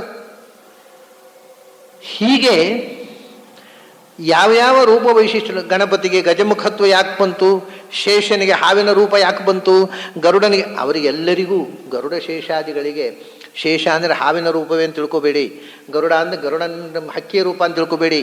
ಅವರಿಗೆ ಪುಂರೂಪ ಉಂಟೇ ಉಂಟು, ಪುರುಷ ರೂಪವೂ ಇದೆ ದೇವತೆಗಳಿಗೆ. ಇದೊಂದು ವಿಶೇಷ ರೂಪ. ರೂಪ ವಿಶೇಷ ಯಾಕೆ ಬಂತು? ಆ ರೂಪ ವಿಶೇಷದಿಂದ ಬಿಂಬರೂಪರಾಗಿ ಒಳಗಿದ್ದಾನೆ. ಆದ್ದರಿಂದ ಶೇಷನಿಗೆ ಸರ್ಪರೂಪದಿಂದ ಬಿಂಬರೂಪರಾಗಿದ್ದಾನೆ, ಅದರಿಂದ ಸರ್ಪರೂಪ ಬಂತು. ಗರುಡನಿಗೆ ಪಕ್ಷಿರೂಪದಿಂದ ಬಿಂಬರೂಪನಾಗಿದ್ದಾನೆ, ಅದರಿಂದ ಪಕ್ಷಿರೂಪ ಬಂತು. ಪುಂರೂಪವೂ ಉಂಟು. ಯಾಕೆಂದರೆ ಅದು ತಮಾಷೆ. ಈಗ ನೋಡಿ, ಗರುಡ ಶೇಷರುದ್ರರಿಗೆ ಬಿಂಬ ಯಾರು? ಪ್ರಾಣದೇವರು. ಪ್ರಾಣದೇವರಿಗೆ ಸರ್ಪರೂಪ ಗರುಡ ರೂಪ ಬೇಕಿಲ್ಲ. ಅಲ್ಲಿ ಅವರೇ ಆ ರೂಪ ಆಕಾರ ಉಂಟಲ್ವಾ, ಅದು ಹೃದ್ಗತವಾದ ಬಿಂಬರೂಪಕ್ಕೆ ಅನುಗುಣವಾಗಿ ಆಕಾರ ಬರೋದು. ಆದರೆ ಪ್ರಾಣದೇವರ ಪ್ರತಿಬಿಂಬ ಗರುಡಶೇಷರುದ್ರರು, ಗರುಡಶೇಷರುದ್ರ ಪ್ರತಿಬಿಂಬ ಇಂದ್ರಕಾಮರು, ಮೇಲಿನ ದೇವತೆಗಳು ಕೆಳಗಿನ ದೇವತೆಗಳಿಗೆ ಬಿಂಬರೂಪರು. ಅಂದರೆ ನಿಯಾಮಕರು, ಜ್ಞಾನಾನಂದಗಳು ಅದರ ರಿಫ್ಲೆಕ್ಷನ್ ಅಷ್ಟೇ ಹೊರತು ಆಕಾರದ ರಿಫ್ಲೆಕ್ಷನ್ನು ಭಗವಂತನದ್ದು ಮಾತ್ರ. ಭಗವಂತ ಒಂದೊಂದು ವಸ್ತುವಿಗೆ ಒಂದೊಂದು ರೂಪದಿಂದ ತುಂಬಿರ್ತಾನೆ, ಆ ವಸ್ತುವಿಗೆ ಆ ರೂಪ ಬಂತು. ಹಾಗಾಗಿ ಪ್ರಪಂಚದಲ್ಲಿ ಎಷ್ಟು ವಸ್ತುಗಳಿವೆಯೋ ಅಷ್ಟು ರೂಪಗಳನ್ನು ಕಂಡುಬಿಟ್ಟಿದ್ದಾನೆ ಅರ್ಜುನ. ವಿಶ್ವಂ ಅನಂತ ರೂಪಂ. ಅದು ಆ ರೂಪಗಳಿಂದ ನೀನು ಎಲ್ಲಿ ನೋಡಿದರೆ ಅಲ್ಲಿ ತುಂಬಿರ್ತಕ್ಕ ನಿನ್ನನ್ನು ನೋಡಿದೆ ನಾನು ಅಂತ ಹೇಳಿದ್ದಾನೆ. ಅದಕ್ಕೆ ಹೇಳಿದೆ, ನಿನಗೆ ತೋರಿಸಿದೆ ತನ್ಮೇ. ಅದು ಏನು ಅಂದರೆ ತ್ವದನ್ಯೇನ ನದೃಷ್ಟಪೂರ್ವಂ, ನೀನು ಅಲ್ಲದೆ ಇನ್ಯಾರೂ ಈ ರೂಪವನ್ನು ಈ ತನಕ ನೋಡಿಲ್ಲ ಅಂತ. ಇದರೊಂದು ಧ್ವನಿ ಇದೆ, ನೀನು ಅಲ್ಲದೆ ಇನ್ಯಾರು ನೋಡಿಲ್ಲ ಅಂದರೆ ನೀನು ನೋಡಿದ್ದಿಂತಲೂ ಒಂದು ಅರ್ಥ ಆಗೋದಿಲ್ಲ. ನೀನಲ್ಲದೆ ಇನ್ಯಾರೂ ಈ ತನಕ ನೋಡಿಲ್ಲ ಅಂದರೆ ನೀನು ಈ ಮೊದಲೇ ನೋಡಿದ್ದಿ. ಯಾವಾಗ? ಇಂದ್ರ ರೂಪದಲ್ಲಿ. ನೀನು ಇಂದ್ರನಾಗಿದ್ದಾಗಲೇ ಈ ರೂಪ ನಿನಗೆ ತೋರಿಸಿದ್ದೆ, ಮತ್ತೆ ಅರ್ಜುನನಾಗಿದ್ದಾಗ ಪುನಃ ತೋರಿಸ್ತಾ ಇದ್ದೇನೆ. ಮತ್ತು ನಿನ್ನಿಂದ ನೀನಲ್ಲದೆ ಇನ್ಯಾರು ನೋಡಿದ್ದಲ್ಲ ಅಂದರೆ ನಿನಕ್ಕಿಂತ ಕೆಳಗಿನವರು, ನಿನಕ್ಕಿಂತ ಮೇಲ ದರ್ಜೆಯವರೆಲ್ಲ ಇದಕ್ಕಿಂತ ವಿಶಿಷ್ಟವಾದ ರೂಪವನ್ನು ನೋಡಿದ್ದಾರೆ. ಇಂದ್ರನಿಂದ ಮೇಲೆ ಗರುಡಶೇಷ ರುದ್ರಾದಿಗಳು, ಪ್ರಾಣದೇವರು ಇದಕ್ಕಿಂತಲೂ ಅಧಿಕವಾದ, ಇದಕ್ಕಿಂತ 100 ಪಟ್ಟು ಅಧಿಕವಾದಂತಹ ಭಗವಂತನ ವಿಶ್ವರೂಪವನ್ನು ಗರುಡಶೇಷ ರುದ್ರಾದಿಗಳು ನೋಡಿದ್ದಾರೆ. ಅದಕ್ಕಿಂತಲೂ 100 ಪಟ್ಟು ಅಧಿಕವಾಗಿರತಕ್ಕಂಥ ಭಗವಂತನ ವಿಶ್ವರೂಪವನ್ನು ವಾಯುದೇವರು, ಬ್ರಹ್ಮದೇವರು ಕಂಡಿದ್ದಾರೆ. ಅಂದರೆ ನೋಡಿ, 100 × 100 10,000 ಪಟ್ಟು. ಅರ್ಜುನ ಯಾವ ವಿಶ್ವರೂಪವನ್ನು ನೋಡಿ ಗಾಬರಿಯಾದನೋ ಅದಕ್ಕಿಂತ 10,000 ಪಟ್ಟು ಹೆಚ್ಚು ದೊಡ್ಡದಾಗಿರ್ತಕ್ಕ ವಿಶ್ವರೂಪವನ್ನು ವಾಯುದೇವರು ಭೀಮಸೇನ ಕಂಡಿದ್ದಾರೆ, ವಾಯುದೇವರು ಕಂಡಿದ್ದಾರೆ, ಚತುರ್ಮುಖ ಕಂಡಿದ್ದಾನೆ. ಗಾಬರಿ ಆಗಲಿಲ್ಲ ಅವರಿಗೆ. ಆದರೆ ಇವನಿಗೆ ಇದನ್ನು ಕೊಂಡು ಗಾಬರಿ ಆಗೋಯ್ತು. ಅದಕ್ಕೆ ಆಯ್ತಪ್ಪ, ಆದರೆ ಒಂದು ವಿಷಯ, ನಿನ್ನ ಮೇಲೆ ನಾನು ಪ್ರಸನ್ನನಾಗಿ ಇದನ್ನು ಕೊಟ್ಟೆ. ಯಾಕೆಂದರೆ ನಿನ್ನ ಯಾವುದೇ ಪ್ರಯತ್ನದಿಂದ ಇದು ಆದದ್ದಲ್ಲ. ಯಾಕೆ ನಾನು ದೇವರನ್ನು ಆರಾಧನೆ ಮಾಡಿದೆ, ನಾನು ಯಜ್ಞಯಾಗಗಳನ್ನು ಮಾಡಿದೆ, ನಾನು ವೇದಾಧ್ಯಯನ ಮಾಡಿದೆ, ನಾನು ಶಾಸ್ತ್ರವನ್ನು ಓದಿದೆ, ನಾನು ವಿದ್ವಾಂಸನಾದೆ, ದೇವರು ಬರಲೇಬೇಕು, ಬಾರದೆ ಏನು ಮಾಡ್ತಾನೆ? ನಿಮ್ಮ ಯಾವ ಕಂಪಲ್ಷನ್ನಿಗೂ ನಾನು ಒಳಗಾಗುವವನಲ್ಲ ಅಂತಾನೆ. ನವೇದ ಯಜ್ಞಾಧ್ಯಯನೈ ನದಾನೈ ನಚ ಕ್ರಿಯಾಭಿ, ಯಾವುದಕ್ಕೂ ನಾನು ಬಗ್ಗುವವನಲ್ಲ. ನ ತಪೋಭಿರುಗ್ರೈ ಏವಂ ರೂಪ ಶಕ್ಯ ಅಹಂ ನೃಲೋಕೆ ದ್ರಷ್ಟು ಮದನ್ಯೇನ ಕುರು ಪ್ರವೀರಾತ್. ನನ್ನನ್ನು ನೋಡಲಿಕ್ಕೆ ನೀವೇನು ಮಾಡ್ಬೋದು? ಬೇಡ ಅಂದರೆ ಮನುಷ್ಯರು ಮಾಡಬಹುದಾದ ಎಲ್ಲ ಒಂದು ಲಿಸ್ಟ್ ಕೊಡ್ತಾನೆ ಕೃಷ್ಣ. ನವೇದ ಯಜ್ಞಾಧ್ಯಯನೈ, ಸಾಮಾನ್ಯ ಜನರು ಏನು ತಿಳ್ಕೊಂಡು ಅಂದರೆ ನಾವೇದವೇನ್ ಮನುತೇತಂ ಬೃಹಂತಂ ವೇದಾಶ್ಯೇವೈ ನಂಬೇದೇಂತಿ ತಸ್ಮಾದಾಹುರ್ ವೇದ ಇತಿ. ಭಗವಂತನನ್ನು ತಿಳಿಸುವಂಥ ಗ್ರಂಥ ವೇದ. ಅದರಿಂದ ವೇದವನ್ನು ಓದಿ ನಿರಂತರ ವೇದಾಧ್ಯಯನ ಮಾಡಿದರೆ ಭಗವಂತ ತಿಳಿತಾನೆ ಅಂತ ಅನ್ನತಕ್ಕಂಥ ಒಂದು ಭ್ರಮೆ ಇದೆ. ಬಹಳ ಜನರಿಗೆ ಒಂದು ತಪ್ಪು ಕಲ್ಪನೆ ಇದೆ, ವೇದ ಓದಿದ ಕೂಡಲೇ ದೇವರು ತಿಳಿತಾನೆ ಅಂತ. ವೇದ ಓದಿದ ಕೂಡಲೇ ದೇವರು ತಿಳಿಯೋಲ್ಲ. ವೇದ ಓದಿ ನಾಸ್ತಿಕರಾದವರು ಉಂಟು. ನಿಮ್ಗೆ ಗೊತ್ತಿದೆ, ಜಗತ್ತಿನಲ್ಲೇ world famous scholar Rahula Sankrityayan was a greatest Vedic scholar at the time. ಆತ ಇಡೀ ವೇದ ಓದಿ ಕೊನೆಗೆ ನಾಸ್ತಿಕಾಗಿ ದೇವರ ನಂಬಿಕೆ ಬಿಟ್ಟು ಕಮ್ಯುನಿಸ್ಟ್ ಪಾರ್ಟಿಗೆ ಸೇರಿದ. ಹಣೆ ಬರಹ ಬೇರೆ, ಏನು ಓದಿದ್ರು ದೇವರು ತಿಳಿಯೋದು. ವೇದ ಓದಿದ ಕೂಡ ದೇವರು ತಿಳಿತಾರೆ ಅಂತೇನೂ ಇಲ್ಲ. ನಮ್ಮ ಸಾಯಣರು 4 ವೇದಗಳಿಗೆ ಪ್ರಚಂಡ ಭಾಷ್ಯ ಬರೆದ್ರು, ದೇವರ ವಿಷಯ ಒಂದ್ಬಿಟ್ಟು ಮತ್ತೆಲ್ಲ ಬರೆದ್ರು. ಅದರಲ್ಲಿ ಭಗವಂತನ ವಿಷಯವೇ ಇಲ್ಲ. ಅದರಲ್ಲಿ ಬರೀ ಕರ್ಮ, ಪ್ರಾರಬ್ಧ ಕರ್ಮ ಅಲ್ವಾ ಅವರದ್ದು. ಹೀಗೆ ಆಗುತ್ತೆ, ಈ ಥರ ಆಗಿಬಿಡುತ್ತೆ. ಆದ್ದರಿಂದ ಹೇಳ್ತಾರೆ ವೇದ ಯಜ್ಞಾಧ್ಯಯನೈ ಅಂತ. ಈ ಶಬ್ದ ನಿಮಗೆ ಕೇಳುವಾಗ ಓದುವಾಗ ಅರ್ಥ ಆದ ಹಾಗೆ ಅನ್ನಿಸ್ತದೆ, ಅದರ ಅರ್ಥ ಹೇಳಿಂದ ನಿಮಗೆ ಹೇಳಿಕ್ಕೆ ಬರೋಲ್ಲ. ವೇದ ಯಜ್ಞಾಧ್ಯಯನ ಅಂದರೆ ಏನು? ಅದು ಬಹಳ ವಿಚಿತ್ರ ಇದೆ. ವೇದ ಅಂದರೆ ಗುರುಮುಖದಿಂದ ವೇದದ ಶ್ರವಣ. ಗುರುಮುಖದಿಂದ ಮೊದಲು ವೇದ, ಗುರುಕುಲಕ್ಕೆ ಹೋದೆವು, ವೇದ ಓದಿದೆವು, ವೇದ ಓದಿ ಆಯಿತು, ಬಂದೆವು. ಬಂದ ಮೇಲೆ 2 ಕೆಲಸ. ಒಂದು ಯಜ್ಞ. ಯಾಕೆಂದರೆ ವೇದ ಓದಿದ್ಯಾಕೆ? ವೇದೋಕ್ತ ಕರ್ಮಾನುಷ್ಠಾನ ಮಾಡ್ತೇನೆ ಅಂತಲ್ವ. ಯಜ್ಞೋಪವೀತ ಹಾಕೊಂಡದ್ಯಾಕೆ? ವೇದದಲ್ಲಿ ಹೇಳಿದ ಯಜ್ಞಾನುಷ್ಠಾನ ಮಾಡ್ತೇವೆ ಅಂತಲ್ವ. ಹಾಗಾಗಿ ವೇದದಿಂದ ಮೊದಲು ವೇದದ ಕರ್ಮದ ಮುಖದ ಅನುಷ್ಠಾನ, ಅದೇ ಯಜ್ಞ. ವೇದ ಓದಿದ ಕೂಡಲೇ ವೇದದಲ್ಲಿ ಹೇಳಿರ್ತಕ್ಕಂಥ ಕರ್ಮಾನುಷ್ಠಾನ ಎರಡನೇದು. ಅಂದರೆ ಅದು ವೇದ ಅನ್ನೋದು ಬ್ರಹ್ಮಚರ್ಯದ ಸಂಕೇತ. ವೇದಾಧ್ಯಯನ ಆಯಿತು, ಮದುವೆ ಆಯಿತು, ಮನೆ ಬಂದ, ಗೃಹಸ್ಥ ಧರ್ಮದಲ್ಲಿ ವೇದೋಕ್ತ ಕರ್ಮಾನುಷ್ಠಾನ, ಅದು ಎರಡನೇದು ಯಜ್ಞ. ಯಜ್ಞ ಅಂದರೆ ಅದು ಗೃಹಸ್ಥ ಧರ್ಮ ಒಂದು, ಬ್ರಹ್ಮಚರ್ಯ ಮತ್ತು ಗೃಹಸ್ಥ ಧರ್ಮ. ವೇದದ ಅಂದರೆ ವೇದಾಧ್ಯಯನ ಗುರುಮುಖದಿಂದ, ಅಲ್ಲಿಂದ ಯಜ್ಞ. ಯಜ್ಞಕ್ಕೆ 3 ಅರ್ಥ ಇದೆ ಸಂಸ್ಕೃತದಲ್ಲಿ. ಏನು? ಯಜ ದೇವಪೂಜಾ, ಸಂಗತೀಕರಣ, ದಾನೇಶು ಅಂತ. ಅದು 3 ಅರ್ಥದಲ್ಲೂ ಯಜ್ಞ. ಒಂದು ಯಜ್ಞ ಅಂದರೆ ಭಗವಂತನ ಆರಾಧನೆ, ನಾನಾ ವಿಧವಾದ ಯಜ್ಞ ಅಂದರೆ ಅಗ್ನಿಮುಖದಲ್ಲಿಯೂ ಆಗಬಹುದು, ಬೇರೆ ರೀತಿ ಒಟ್ಟಿಗೆ ಭಗವಂತನ ಆರಾಧನೆ. ವೇದೋಕ್ತವಾದ ವಿಧಾನದಲ್ಲಿ ಭಗವಂತನ ಆರಾಧನೆ ನಡೆಯಿತು ಮನೆಯಲ್ಲಿ. ಆಮೇಲೆ ಸಂಗತೀಕರಣ, ಅದು ಯಜ್ಞ. ವೇದವನ್ನು ಓದಿ ಬಂದ ಮೇಲೆ ವೇದ ಓದಿದವರ ಜೊತೆಗೆ ಕೂತು ಚರ್ಚೆ ಮಾಡೋದು, ಅದು ಯಜ್ಞ, ಜ್ಞಾನಯಜ್ಞ, ಅದು ಸಂಗತೀಕರಣ. ಆಮೇಲೆ ವೇದದಲ್ಲಿ ಹೇಳಿರ್ತಕ್ಕಂಥ ವಿಷಯವನ್ನು ನಾವು ಹೀಗೆ ಮನನ ಮಾಡಿದೆವಲ್ಲ, ಓದಿದೆವು, ಮತ್ತೆ ಓದಿದವರ ಒಟ್ಟಿಗೆ ಕುಳಿತು ಚರ್ಚೆ ಮಾಡಿದೆವು. ಆಮೇಲೆ 3ನೇದು ದಾನ, ವೇದ ದಾನ ಅಂದರೆ ಪಾಠ ಹೇಳಿದೆವು, ಶಿಷ್ಯರಿಗೆ ಜ್ಞಾನದಾನ. ಇದಿಷ್ಟು ಯಜ್ಞ. ವೇದ ಓದಿ ಇದು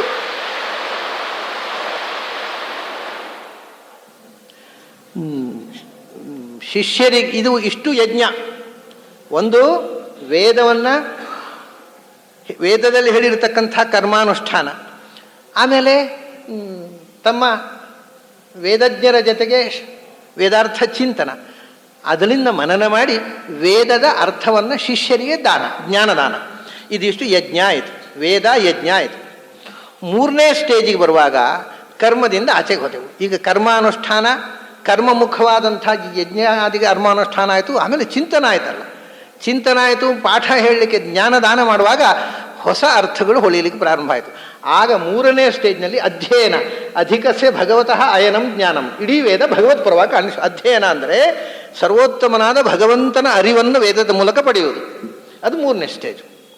ಅದು ವಾನಪ್ರಸ್ಥ ಸನ್ಯಾಸಕ್ಕೆ ಸಂಬಂಧಪಟ್ಟು.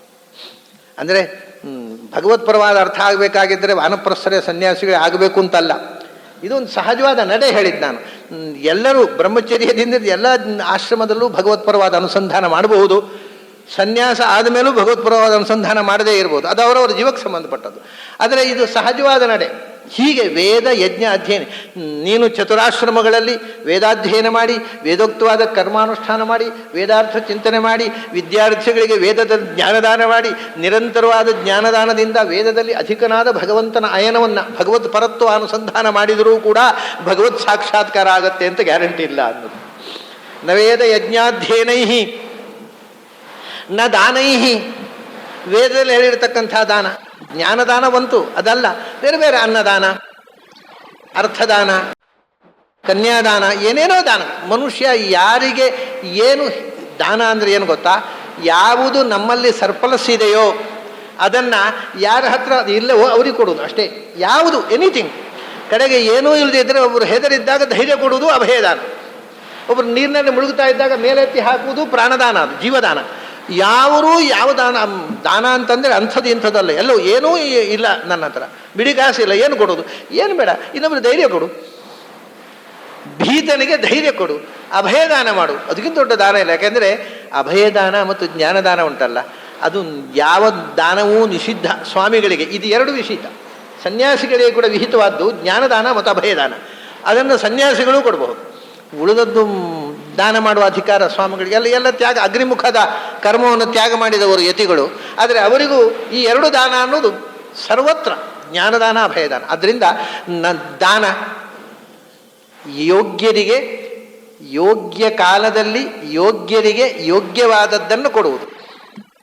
ಯಾಕೆಂದರೆ ಕಂಠಮಠ ಉಂಡು ಬಂದವರನ್ನು ಬನ್ನಿ ಅನ್ನ ಹಾಕ್ತೇನೆ, ಊಟ ಮಾಡಿ, ಅನ್ನದಾನ ಮಾಡ್ತೇನೆ, ಯಾಕೆ ಮಾಡಬೇಕು? ಅವರಿಗೆ ಪಾಪ ಹಿಂಸೆ, ನಾವು ಬಳಸುವುದು ಅವ್ರಿಗೆ ಹಿಂಸೆ. ಆದರೆ ನಾವು ಅವ್ರಿಗೆ ಉಪಚಾರ ಮಾಡ್ತೇವೆ. ಅಥವಾ ಯೋಗ್ಯರಿಗೆ ಅವರು ಯೋಗ್ಯರಲ್ಲ. ಅನ್ನದಾನಕ್ಕೆ ಯಾರು ಯೋಗ್ಯರು? ಅನ್ನಸ್ಯ ಕ್ಷುಧಿತಂ ಪಾತ್ರಂ, ಹಸಿದವರಿಗೆ ಹಾಕಬೇಕು. ಹೊಟ್ಟೆ ತುಂಬಿ ಬಂದವರಿಗೆ ಉಪಚಾರ ಮಾಡಿ ಏನು ಉಪಯೋಗ?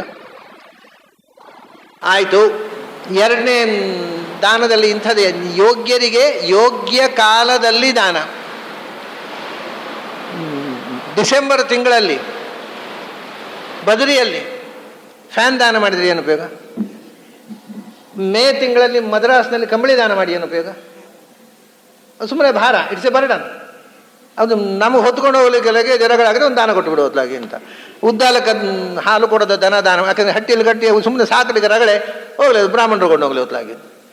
ಅಂದರೆ ನಮಗೆ ಭಾರವಾದದ್ದನ್ನು ಇನ್ನೊಬ್ಬರಿಗೆ ಕೊಡುವುದಲ್ಲ, ನಮಗೆ ಯಾವುದು ನಮಗೆ ಇಷ್ಟವೋ ಅದನ್ನು ಇನ್ನೊಬ್ಬರಿಗೆ ಕೊಡುವುದು. ಅದು ಯಾರಿಗೆ ಅದರ ಅಗತ್ಯ ಉಂಟೋ ಅವರಿಗೆ, ಯಾವಾಗ ಅಗತ್ಯ ಉಂಟೋ ಆವಾಗ. ಹೌದ್ರಿ, ಈಗ ಚಳಿ ಇರ್ಬೋದು, ಮುಂದೆ ಸೆಕೆಗಾಲ ಬರುವಾಗ ತಿಡ್ಕೊಂಡು ಹೋಗ್ರಿ ಫ್ಯಾನ್ ಅಂತ ಹೇಳೋದಾ? ಯಾವಾಗ ಯಾವುದು ಯಾರಿಗೆ ಅವಶ್ಯವೋ ಆಗ ಅವರಿಗೆ ಅದನ್ನು, ನಮಗೆ ಅಗತ್ಯ ಇರುವುದನ್ನೇ, ನಮಗೆ ಬೇಡವಾದ್ದನ್ನಲ್ಲ ಕೊಡುವುದಕ್ಕೆ ದಾನ ಅಂತ ಹೇಳೋದು. ಯಾವ ದಾನವೂ ಆಗ್ಬೋದು. ಅದಕ್ಕೆ ನ ದಾನೈಹಿ, ನೀವು ಬೇಕಾದಷ್ಟು ದಾನ ಮಾಡಬಹುದು. ತ್ಯಾಗ, ದಾನ ಅಂದರೆ ತ್ಯಾಗ. ನಮ್ಮಲ್ಲಿ ಇದ್ದದ್ದನ್ನು ತ್ಯಾಗ ಮಾಡುವುದರಲ್ಲಿ ಒಂದು ಆನಂದವನ್ನು ಕಾಣುವುದೇ ನಿಜವಾದ ದಾನ.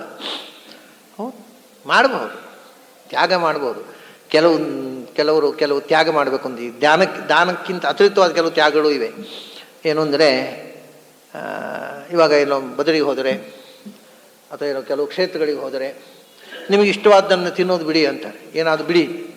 ಕೆಲವರು ಮಾವಿನ ಹಣ್ಣು ಬಿಡೋದು, ಕೆಲವರು ಹೋಳಿಗೆ ಬಿಡೋದು, ಕೆಲವರು ಮೈಸೂರು, ಅಯ್ಯೋ ಅಯ್ಯೋ ಅಯ್ಯೋ ಏನೋ ಬಿಡ್ತಾರೆ.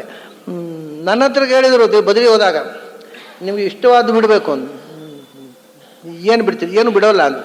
ಯಾಕೆಂದರೆ ನನಗೆ ಅತ್ಯಂತ ಇಷ್ಟ ಬದರಿ, ಅದನ್ನೇ ಬಿಟ್ಟು ಹೋಗ್ತಾ ಇದ್ದೇನೆ. ಮತ್ತೆ ಯಾವುದು ಇನ್ನು ಯಾವ್ಯಾವುದನ್ನು ಯಾಕೆ ಬಿಡಬೇಕು? ನಿಮಗೆ ಯಾರಿಗೂ ಬದರಿ ಇಷ್ಟ ಅಲ್ಲ, ಅದರಿಂದ ಮಾವಿನ ಹಣ್ಣು ಬಿಟ್ರಿ. ನನಗೆ ಮಾವಿನ ಹಣ್ಣಿಗಿಂತ ಬದರಿ ಇಷ್ಟ, ಅದನ್ನೇ ಬಿಟ್ಟು ಊದಿ ಹೋಗ್ತಾ ಇದ್ದಾರೆ. ಇನ್ನೇನು ಬಿಡಬೇಕು? ಅಂದರೆ ಮನುಷ್ಯನಿಗೆ ಎಚ್ಚರ ಇದ್ದರೆ ಏನೂ ಬಿಡಬೇಕಾಗಿಲ್ಲ. ಎಚ್ಚರ ಇಲ್ಲದೆ ಇದ್ದವ್ರು ಏನು ಬಿಟ್ಟರು ಒಂದೇ ಬಿಡ್ತಿದ್ರು ಅಂತ. ಹೀಗೆ ನಮಗೆ ಇಷ್ಟವಾದ್ದನ್ನು ತ್ಯಾಗ ಮಾಡುವುದು, ಅದು ಇನ್ನೊಬ್ಬರಿಗೆ ಅಗತ್ಯವಾದ ಸಮಯದಲ್ಲಿ ಕೊಡುವಂಥದ್ದು. ಅಂಥದ್ದು ಬೇಕಾದಷ್ಟು ಪುಣ್ಯ ಬರಬಹುದು, ಆದರೆ ಭಗವಂತನ ಸಾಕ್ಷಾತ್ಕಾರ ಆಗೋಲ್ಲ. ನೀವು ಏನು ದಾನ ಮಾಡಿದರೂ ಭಗವಂತ ನವೇದ ಯಜ್ಞಾಧ್ಯಯನೈಹಿ ನದಾನೈಹಿ, ಯಾವುದಕ್ಕೂ ಭಗವಂತ ಒಲಿಯೋಲ್ಲ. ಆಮೇಲೆ ನಚ ಕ್ರಿಯಾಭೀಹಿ, ಯಾವ್ಯಾವುದೋ ಪುಣ್ಯಕರ್ಮ, ಗಂಗಾ ಸ್ನಾನ, ಬದ್ರಿ ರಾಮೇಶ್ವರ ಯಾತ್ರೆ, ಏನು ಪುಣ್ಯಕರ್ಮ ಮಾಡಿ ಕ್ರಿಯಾಭಿಹಿಂದ. ಮೊದಲು ಯಜ್ಞ ಅನ್ನೋದು ಹೇಳಿ ಆಗಿದೆ, ಅದು ಇದು ಬೇರೆ, ತದ ಅತಿರಿಕ್ತ. ಹೇಗೆ ಯಜ್ಞದಲ್ಲಿ ವೇದ ಜ್ಞಾನದಾನ ಬಿಟ್ಟು ಉಳಿದ ದಾನ, ನಚ ಕ್ರಿಯಾಭಿಹಿ, ಏನೇನೋ ಪುಣ್ಯಕರ್ಮಗಳು, ಯಾತ್ರೆ, ತೀರ್ಥಕ್ಷೇತ್ರ ಯಾತ್ರೆ ಮಾಡೋದು, ತೀರ್ಥಗಳಲ್ಲಿ ಸ್ನಾನ ಮಾಡೋದು, ಏನೇನೋ ಇಡೀ ಜೀವಮಾನ, ಇಡೀ ಬೆಳಗಿನ ಸಂಜೆ ತನಕ ಏನೋ ಪಾರಾಯಣ ಮಾಡ್ತಾ ಕೂತ್ಕೊಳ್ಳೋದು, ಏನೋ ಪುಣ್ಯ ಬಂತು ಅಂತ ಒಂದು ಭ್ರಮೆ ಬರುತ್ತೆ. ಬೆಳಗಿನ ಸಂಜೆ ತನಕ ನಾನು ಒಂದು ಸುಡು ತಿನ್ಲಿಕ್ಕೆ ಒಂದು ಶಬ್ದವೂ ಅರ್ಥ ಆಗಲಿಲ್ಲ, ಅದು ತಪ್ಪು ಪಾರಾಯಣ ಮಾಡಿಬಿಟ್ಟೆವು, ಏನೋ ಪುಣ್ಯ ಬಂತು ಅಂತ ಒಂದು ಭ್ರಮೆ ಬಂದುಬಿಡುತ್ತೆ. ಹಾಗೆ ಏನೇನೋ ಇಡೀ ದಿವಸ ಮಾಡ್ತಾ ಮಹಾಪುಣ್ಯ ಮಾಡಿದವರು ನಾವು ಅನ್ನುವಂಥ ಭ್ರಮೆಗೆ ಒಳಗಾಗಿ ಅಂದ ನಚಕ್ರಿ, ಯಾವ ಪುಣ್ಯ ಕರ್ಮಾಚರಣೆಯಿಂದಲೂ ಭಗವಂತ ಒಲಿಯಬೇಕಾದ ಅಗತ್ಯ ಇಲ್ಲ. ನನಗೆ ನಿಮ್ಮ ಯಾವ ವಶೀಲಿಗೂ ನಾನು ಒಲಿಯೋನಲ್ಲ. ನ ತಪೋಭಿರುಗ್ರೈಹಿ, ಅಲ್ಲ, ಅದನ್ನು ನೋಡಿ ತಪಸ್ಸು ಮಾಡಿ, ರಾಕ್ಷಸರು ತಪಸ್ಸು ಮಾಡಿದ್ರು ಒಲಿತಾನೆ ಭಗವಂತ. ರಾವಣ ಕೂಡ ತಪಸ್ಸು ಮಾಡಿದಾಗ ಒಂದೊಂದೇ ತಲೆ ಕಡಿದಿಟ್ಟಾಗ 9 ತಲೆ ಕಡಿದಾಗ 10ನೇ ತಲೆ ಕಡಿಬೇಡಯ್ಯ, ನಾ ಬರ್ತೇನೆ ಅಂತ ಓಡಿ ಬಂದ. ಹೀಗೆ ಹೆದರಿಸಿದರೆ ಬಂದೇ ಬರ್ತಾನೆ ದೇವರು. ಧೈರ್ಯ ಇದ್ದರೆ ತಲೆ ಕಡಿದು ನೋಡಿ, ನಾನು ತಲೆ ಕಡಿದಿಡ್ತೇನೆ ನಾಳೆ, ಇವತ್ತು ರಾತ್ರಿ ಪ್ರತ್ಯಕ್ಷ ಆಗದೇ ಇದ್ರೆ ಅಂತ ಹೇಳಿದರೆ ರಾತ್ರಿ ಕನಸನ್ನಾದರೂ ಹೆದರಿ ಬಂದೇ ಬಿಡ್ತಾರೆ ಅಂತ ಕೆಲವರಿಗೆ ಭ್ರಮೆ ಇದೆ. ಅದು ಕೃಷ್ಣ ನೀವು ಯಾವ ಉಗ್ರ ಕರ್ಮಗಳಿಗೂ ಥ್ರೆಟ್ಗೂ ನಾನು ಬಗ್ಗುವವನಲ್ಲ. ನಾವು ಆತ್ಮಾಹುತಿ ಮಾಡಿಕೊಳ್ತೇನೆ, ಆತ್ಮಹತ್ಯೆ ಮಾಡಿ ಏನು ಹೇಳಿದರೂ ನನ್ನನ್ನು ಹೆದರಿಸಿ ನೀವು ನನ್ನ ದರ್ಶನ ಪಡೆಯಲಾರಿರಿ. ನಾವು ಉಗ್ರೈಹಿ ತಪೋಭಿಹಿ, ತಪಸ್ಸುಗಳಲ್ಲಿ ನಾನಾ ವಿಧ ಇದೆ. ಅದಕ್ಕೆ ಉಗ್ರೈಹಿ ಅಂತಂದರೆ ಇಡೀ ಜೀವಮಾನದಲ್ಲಿ ಬ್ರಹ್ಮಚರ್ಯ ಪಾಲನೆ, ಉಪವಾಸಾದಿ ವ್ರತಾನುಷ್ಠಾನ, ಇದೆಲ್ಲ ಉಗ್ರ ತಪಸ್ಸುಗಳು ಅಂತ. ಬ್ರಹ್ಮಚರ್ಯಾಧಿಕಂ ತಪಃ ಅಂತ. ಅದರಲ್ಲಿ ಷಷ್ಠಕಾಲ ಭೋಜನ ಅಂತ ಒಂದುಂಟು. ಏನು ಅಂದರೆ ಈ ಮತ್ತೆ ಕೆಲವು ಉಂಟಲ್ಲ, ಈಗ 5 ದಿವಸಕ್ಕೊಮ್ಮೆ ಊಟ ಮಾಡೋದು, ಅಥವಾ ವಿಷ್ಣು ಪಂಚಕ 5 ದಿನ ಬೇರೆ ಬೇರೆ ನಕ್ಷತ್ರಗಳು ಬಂದಾಗ, ಏಕಾದಶಿಯಲ್ಲಿ, ಶ್ರವಣ ನಕ್ಷತ್ರದಲ್ಲಿ ಇದೆಲ್ಲ ಉಪವಾಸ ಮಾಡೋದು. ಅದರ ಜೊತೆಗೆ ಷಷ್ಠಕಾಲ ಭೋಜನ ಅಂತ ಒಂದಿತ್ತು ಹಿಂದೆ. ಅಂದರೆ ನೋಡಿ, ದಿವಸಕ್ಕೆ 2 ಹೊತ್ತು ಊಟ ಮಾಡೋದು. ಇವತ್ತು ಮಧ್ಯಾಹ್ನದ ಒಂದು ಕಾಲ ಆಯಿತಾ, ರಾತ್ರಿದು ಒಂದು ಕಾಲ ಆಯಿತಾ, ನಾಳೆ ಬೆಳಿಗ್ಗೆ ಮಧ್ಯಾಹ್ನದ್ದಾಯಿತು, ನಾಳೆ ರಾತ್ರಿದು ಚತುಷ್ಕಾಲ ಆಯಿತು, ನಾಡ್ದು ಮಧ್ಯಾಹ್ನದ ಪಂಚಕಾಲ, ನಾಡ್ದು ರಾತ್ರಿದ್ದು ಷಷ್ಠಕಾಲ. ಅಂದರೆ 3 ದಿವಸಕ್ಕೊಮ್ಮೆ ಊಟ ಮಾಡೋದು. ಹೀಗೆ ದೇಹವನ್ನು ಅತ್ಯುಗ್ರವಾದ ತಪಸ್ಸಿನಿಂದ ದಂಡನೆ ಮಾಡಿದರೆ ಒಂದು ದಿವಸ ಬೇಗ ಸಾಯಬಹುದು ನೀನು, ಹೊರತು ನಾನು ಪ್ರತ್ಯಕ್ಷ ಆಗೋಲ್ಲ. ಇದು ಯಾವುದೂ ದೇವರನ್ನು ನಮಗೆ ಬೇಕಾದ ಹಾಗೆ ಕೇಳಲಿಕ್ಕೆ ದೇವರನ್ನು ಒಲಿಸುವ ವಿಧಾನ ಇದು ಯಾವುದೂ ಅಲ್ಲ. ನಾಯಮಾತ್ಮ ಪ್ರವಚನೇನ ಲಭ್ಯ ನ ಮೇಧಯ ನ ಬಹುನಾಶ್ರುತೇನ, ಇದನ್ನೇ ವೇದದಲ್ಲಿ ಹೇಳಿದರು ನೋಡಿ. ಈ ಮಾತು ಕಠೋಪನಿಷತ್ನಲ್ಲಿ ಬಂದಿದೆ, ಈ ಮಾತು ಅಥರ್ವಣ ಉಪನಿಷತ್ನಲ್ಲಿ ಬಂದಿದೆ. ನಾಯಮಾತ್ಮ ಪ್ರವಚನೇನ ಲಭ್ಯ, ಬೇಕಾದಷ್ಟು ಶಾಸ್ತ್ರ ಪ್ರವಚನ ಮಾಡಬಹುದು. ನ ಮೇಧಯ, ಎಲ್ಲ ಶಾಸ್ತ್ರಗಳನ್ನು ಬುದ್ಧಿಯಲ್ಲಿ ಸ್ಮರಣ ಶಕ್ತಿಯಲ್ಲಿ ಇಟ್ಟುಕೊಂಡು ಶಾಸ್ತ್ರಗಳನ್ನು ಜಾಲಾಡಿಸಬಹುದು, ಬೇಕಾದಷ್ಟು ಶಾಸ್ತ್ರ ಶ್ರವಣ ಮಾಡಬಹುದು. ಏನು ಮಾಡಿದರೂ ಭಗವಂತ ಪ್ರತ್ಯಕ್ಷ ಆಗ್ತಾನೆ ಅನ್ನುವ ಗ್ಯಾರಂಟಿ ಇದು ಯಾವುದಕ್ಕೂ ಮರಳಾಗುವುದಿಲ್ಲ. ಯಾವುದನ್ನು ನಮ್ಮ ತಪೋಭಿರುಗ್ರೈಹಿ ಏನು ಏವಂ ರೂಪ ಶಕ್ಯ ಅಹಂ, ನಾನು ಈ ಮನುಷ್ಯ ಲೋಕದಲ್ಲಿ ಕಾಣಿಸಿಕೊಳ್ಳುವುದು ಸಾಧ್ಯ. ಏವಂ ರೂಪ, ಈ ರೀತಿಯ ವಿಶ್ವರೂಪ ಕಾಣಬೇಕು ಅಂತ ನೀವು ಬಯಸಿದರೆ, ಶಕ್ಯ ಅಹಂ, ಎರಡು ಕಡೆ ಹೀಗೆ ಪ್ರಯೋಗ ಮಾಡಿದ್ದಾರೆ. ಭಕ್ತ್ಯಾ ತ್ವನನ್ಯಯ ಶಕ್ಯ ಅಹಮೇವಂ ವಿಧೋರ್ಜುನ ಏವಂ ರೂಪ ಶಕ್ಯ ಅಹಂ ಲೋಕೆ, ಎರಡು ಕಡೆಯೂ ಇದು ತಪ್ಪು ಪ್ರಯೋಗ. ಹೀಗೇನಾದರೂ ನೀವು ಶಾಲೆಯಲ್ಲಿ ಮಕ್ಕಳು ಪರೀಕ್ಷೆ ಪೇಪರ್ನಲ್ಲಿ ಬರೆದರೆ ಮೇಷ್ಟು ಫೇಲ್ ಮಾಡ್ತಾರೆ. ವೇದವ್ಯಾಸರು ಬರೆದದ್ದು ಇದು ಫೇಲ್ ಮಾಡುವಾಗಿಲ್ಲ, ಮಕ್ಕಳು ಬರೆದರೆ ಫೇಲ್ ಮಾಡ್ತಾರೆ. ಶಕ್ಯ ಅಹಂ ಅಂದರೆ ನಿನಗೆ ವ್ಯಾಕರಣ ಜ್ಞಾನ ಇಲ್ಲ, ಶಕ್ಯೋ ಅಹಂತ ಆಗುತ್ತೋ ಶಕ್ಯ ಅಹಂತ ಆಗೋಲ್ಲ ಅಂತ ಬೈದು ಬಿಡ್ತಾರೆ ಮೇಷ್ಟು. ಅದಕ್ಕೆ ಇದು ವೇದವ್ಯಾಸರ ಪ್ರಯೋಗ. ಹಾಗಾಗಿ ಒಂದು ವಿಶೇಷ ಅರ್ಥ ಇದೆ ಅದಕ್ಕೆ. ಈ ಜ್ಞಾನಿಗಳು ಸಹಜವಾಗಿ ಪ್ರಯೋಗಿಸುವುದನ್ನು ಬೇರೆ ರೀತಿಯಿಂದ ಪ್ರಯೋಗ ಮಾಡಿದರೆ ಅದಕ್ಕೊಂದು ಅರ್ಥ ಇದೆ. ನೋಡಿ, ಅದನ್ನು ಬೇರೆ ಸ್ಪ್ಲಿಟ್ ಮಾಡಿ ಹೇಳುವುದು. ತಮೇವೈಕಂ ಜಾನಥ ಆತ್ಮಾನಮನ್ಯಾ ವಾಚೋ ಮುಂಚಥಾ ಮೃತಸ್ಯೈಷ ಸೇತು. ಮೊನ್ನೆ ಹೇಳಿದೆ ನಾನು, ತಮೇವೈಕಂ ಜಾನಥ ಆತ್ಮಾನಂ, ವಸ್ತುತಃ ಜಾನಥ ಅಂತ ರೂಪ ಆಗುವುದಿಲ್ಲ, ಅದು ಹೋಗಲಿ, ಸಂಧ್ಯೆ ಮಾಡಲಿ. ಜಾನಥಾತ್ ತಮೇವೈಕಂ ಜಾನಥ ಆತ್ಮಾನಮನ್ಯಾ ವಾಚೋ ಮುಂಚಥಾ ಮೃತಸ್ಯೈಷ ಸೇತು, ಹೀಗೆ ಇರಬೇಕಿತ್ತು. ಜಾನಥಾತ್ಮಾನಮನ್ಯಾ ವಾಚೋ ಮುಂಚಥಾ ಅಂತ ಆಗಬೇಕಿತ್ತು. ಆದರೆ ಜಾನಥ ಆತ್ಮಾನಂ ಬೇರೆ ದೂರ ಮಾಡಿ ಹೇಳಿದ್ದಾರೆ. ಆ ಎರಡು ಶಬ್ದಗಳನ್ನ ಜೋಡಿಸಬೇಕಿತ್ತು, ಸಂಧಿ ಮಾಡಬೇಕಿತ್ತು. ಸಂಧಿ ಮಾಡಲಿಲ್ಲ, ಅದು ಬೇರೆ ಬೇರೆಯಾಗಿ ಹೇಳಿದ್ದಾರೆ. ಯಾಕೆಂದರೆ ಆ ಆತ್ಮ ಅದು ಅತ್ಯಂತ ವಿಲಕ್ಷಣ, ಅದು ಬೇರೆ, ಅದನ್ನೇ ನಾನು ತಿಳ್ಕೋಬೇಡ ಅಂತ ಹೇಳೋದಕ್ಕೋಸ್ಕರ ಹಾಗೆ ಹೇಳ್ತಾರೆ. ಹಾಗೆ ಶಕ್ಯ ಅಹಂ ಅಂತ ಶಕ್ಯೋ ಅಹಂ ಅಂತ ಒಟ್ಟಿಗೆ ಹೇಳುವ ಬದಲು ಶಕ್ಯ ಅಹಂ ಅಂದರು. ಅಂದರೆ ನಾನು ಏವಂ ರೂಪ ಶಕ್ಯ ಅಹಂ, ಈ ರೀತಿಯ ನನ್ನನ್ನು ನೀನು ಕಾಣುವುದಕ್ಕೆ ಸಾಧ್ಯವಿಲ್ಲ. ಎಂಥ ನಾನು ಶಕ್ಯ ಅಹಂ, ಅದು ಭಿನ್ನ ವಿಲಕ್ಷಣ, ಸರ್ವ ವಿಲಕ್ಷಣವಾಗಿರತಕ್ಕ ನನ್ನನ್ನು ನೀನು ಯಾವ ರೀತಿಯೂ ನನ್ನನ್ನು ಅರ್ಥ ಮಾಡಿಕೊಳ್ಳಲಾರೆ, ತಿಳ್ಕೊಳ್ಳಲಾರೆ ಅಂತ ತೋರಿಸೋಕ್ಕೋಸ್ಕರ ಹಾಗೆ ವಿಸಂಧಿ ಅಥವಾ ದೂರ ಸಂಧಿ, ಸಂಧಿಯಲ್ಲಿ ವಿಕೃತವಾದ ಸಂಧಿ ಏನೇನೋ ಮಾಡ್ತಾರೆ. ಏವಂ ರೂಪ ಶಕ್ಯ ಅಹಂ ಲೋಕೆ, ಮನುಷ್ಯ ಲೋಕದಲ್ಲೇ ನನ್ನನ್ನು ಇಂಥ ವಿಶ್ವರೂಪದಿಂದ ನೋಡುವುದು ಸಾಧ್ಯ ಇಲ್ಲ. ದ್ರಷ್ಟುಂ ನ ಶಕ್ಯ, ಯಾರು ತ್ವದನ್ಯೇನ, ನೀನಲ್ಲದೆ ಇನ್ಯಾರೂ ನೋಡುವುದು ಸಾಧ್ಯ ಇಲ್ಲ. ನೀನಲ್ಲದೆ ಅಂದರೆ ಅಲ್ಲಿ ಮತ್ತೆ ನಿನಕ್ಕಿಂತ ಕೆಳಗಿನ ದರ್ಜೆಯವರು, ನೀನು ನೋಡಿದ ಮಟ್ಟದಲ್ಲಿ ಕೆಳಗಿನ ದರ್ಜೆಯಲ್ಲಿ ನೋಡೋದು ಕೂಡ. ಅಂದರೆ ಇದು ಯಾವುದು ಇದ್ದು ಉಪಯೋಗ, ಇನ್ನೇನು ಬೇಕು? ಮತ್ತೆ ಭಕ್ತಿ ಬೇಕು. ಭಗವಂತನಲ್ಲಿ ಭಕ್ತಿ ಮತ್ತು ಶರಣಾಗತಿ ಇಲ್ಲದೆ ಶಾಸ್ತ್ರದ ಪಾಂಡಿತ್ಯ ಯಜ್ಞಯಾಗಾದಿಗಳಿಂದ, ಅಂದರೆ ಅದು ಏನಾಗುತ್ತೆ ಗೊತ್ತುಂಟಾ? ಶಾಸ್ತ್ರದ ಪಾಂಡಿತ್ಯ ಮತ್ತು ಯಜ್ಞಯಾಗಾದಿಗಳು ಭಕ್ತಿಯಾಗಿ ಕೂಡದೇ ಇದ್ದರೆ ಏನಾಗತ್ತೆ? ಅದು ಈಗೋ ಆಗಿ ಕೂತ್ಬಿಡುತ್ತೆ. ಶಾಸ್ತ್ರದ ಪಾಂಡಿತ್ಯ ನಮಗೆ ಭಕ್ತಿಯನ್ನು ಕೊಡದೇ ಇದ್ದರೆ ನಾನು ದೊಡ್ಡ ಸ್ಕಾಲರು ಅಂತ ಈಗೋ ಮಾತ್ರ ಬರೋದಲ್ವ. ಕರ್ಮ ಮಾಡುವಾಗ ಭಕ್ತಿ ಇಲ್ಲದಿದ್ದರೆ ನಾನು ಇಂಥ ಪುಣ್ಯಕರ್ಮ ಮಾಡಿದೆ, ಯಾರಿದ್ದಾರೆ ಈಗಿನ ಕಾಲದಲ್ಲಿ ನನ್ನಷ್ಟು ಪುಣ್ಯಕರ್ಮ ಮಾಡಿದವರು ಬಂತು ಈಗೋ.